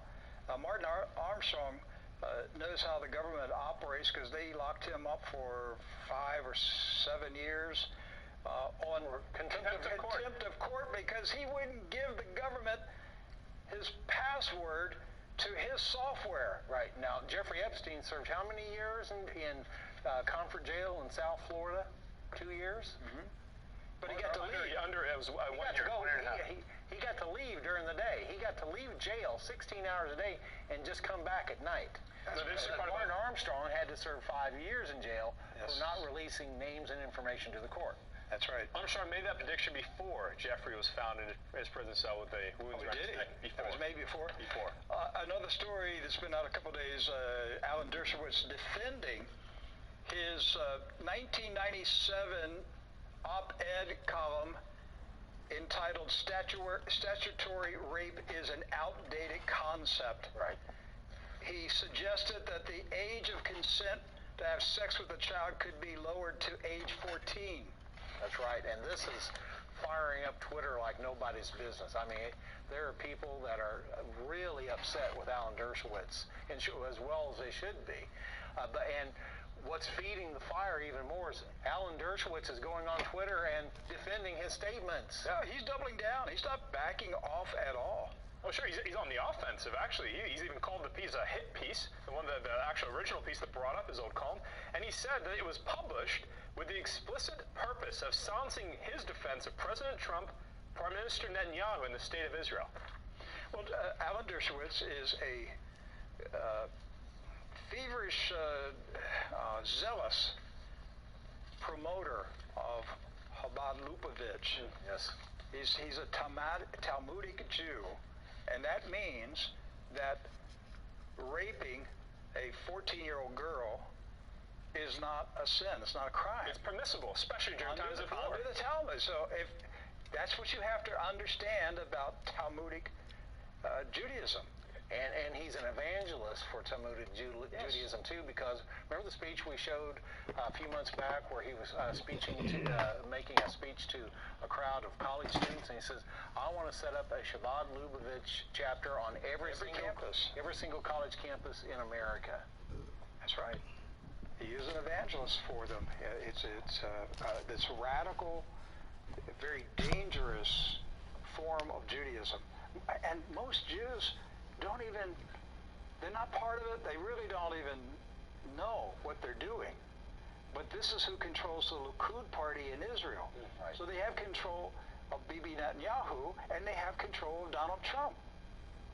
And that's what we're trying to get across to our audience. We're not talking about all Jewish people. We're talking about one very small group, which is this Talmudic Chabad Lubavitch group that is an extremely dangerous group of people. And they are the ones that are behind a lot of stuff, both in Israel and here in the United States. Okay, let's move into the New York Times. So the New York Times headline, Jeffrey Epstein hoped to seed human race with his DNA. The New York Times.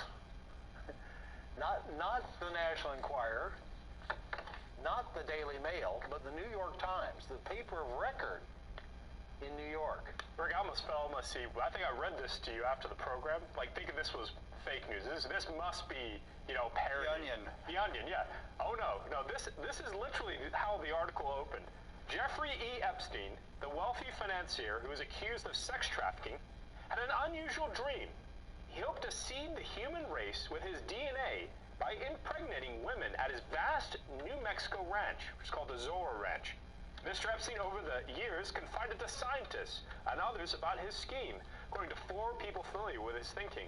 Although there is no evidence that it ever came to fruition, Mr. Epstein's vision reflected his long-standing fascination with what has become known as transhumanism. That was in the article itself, after we did yesterday's Godcast on transhumanism.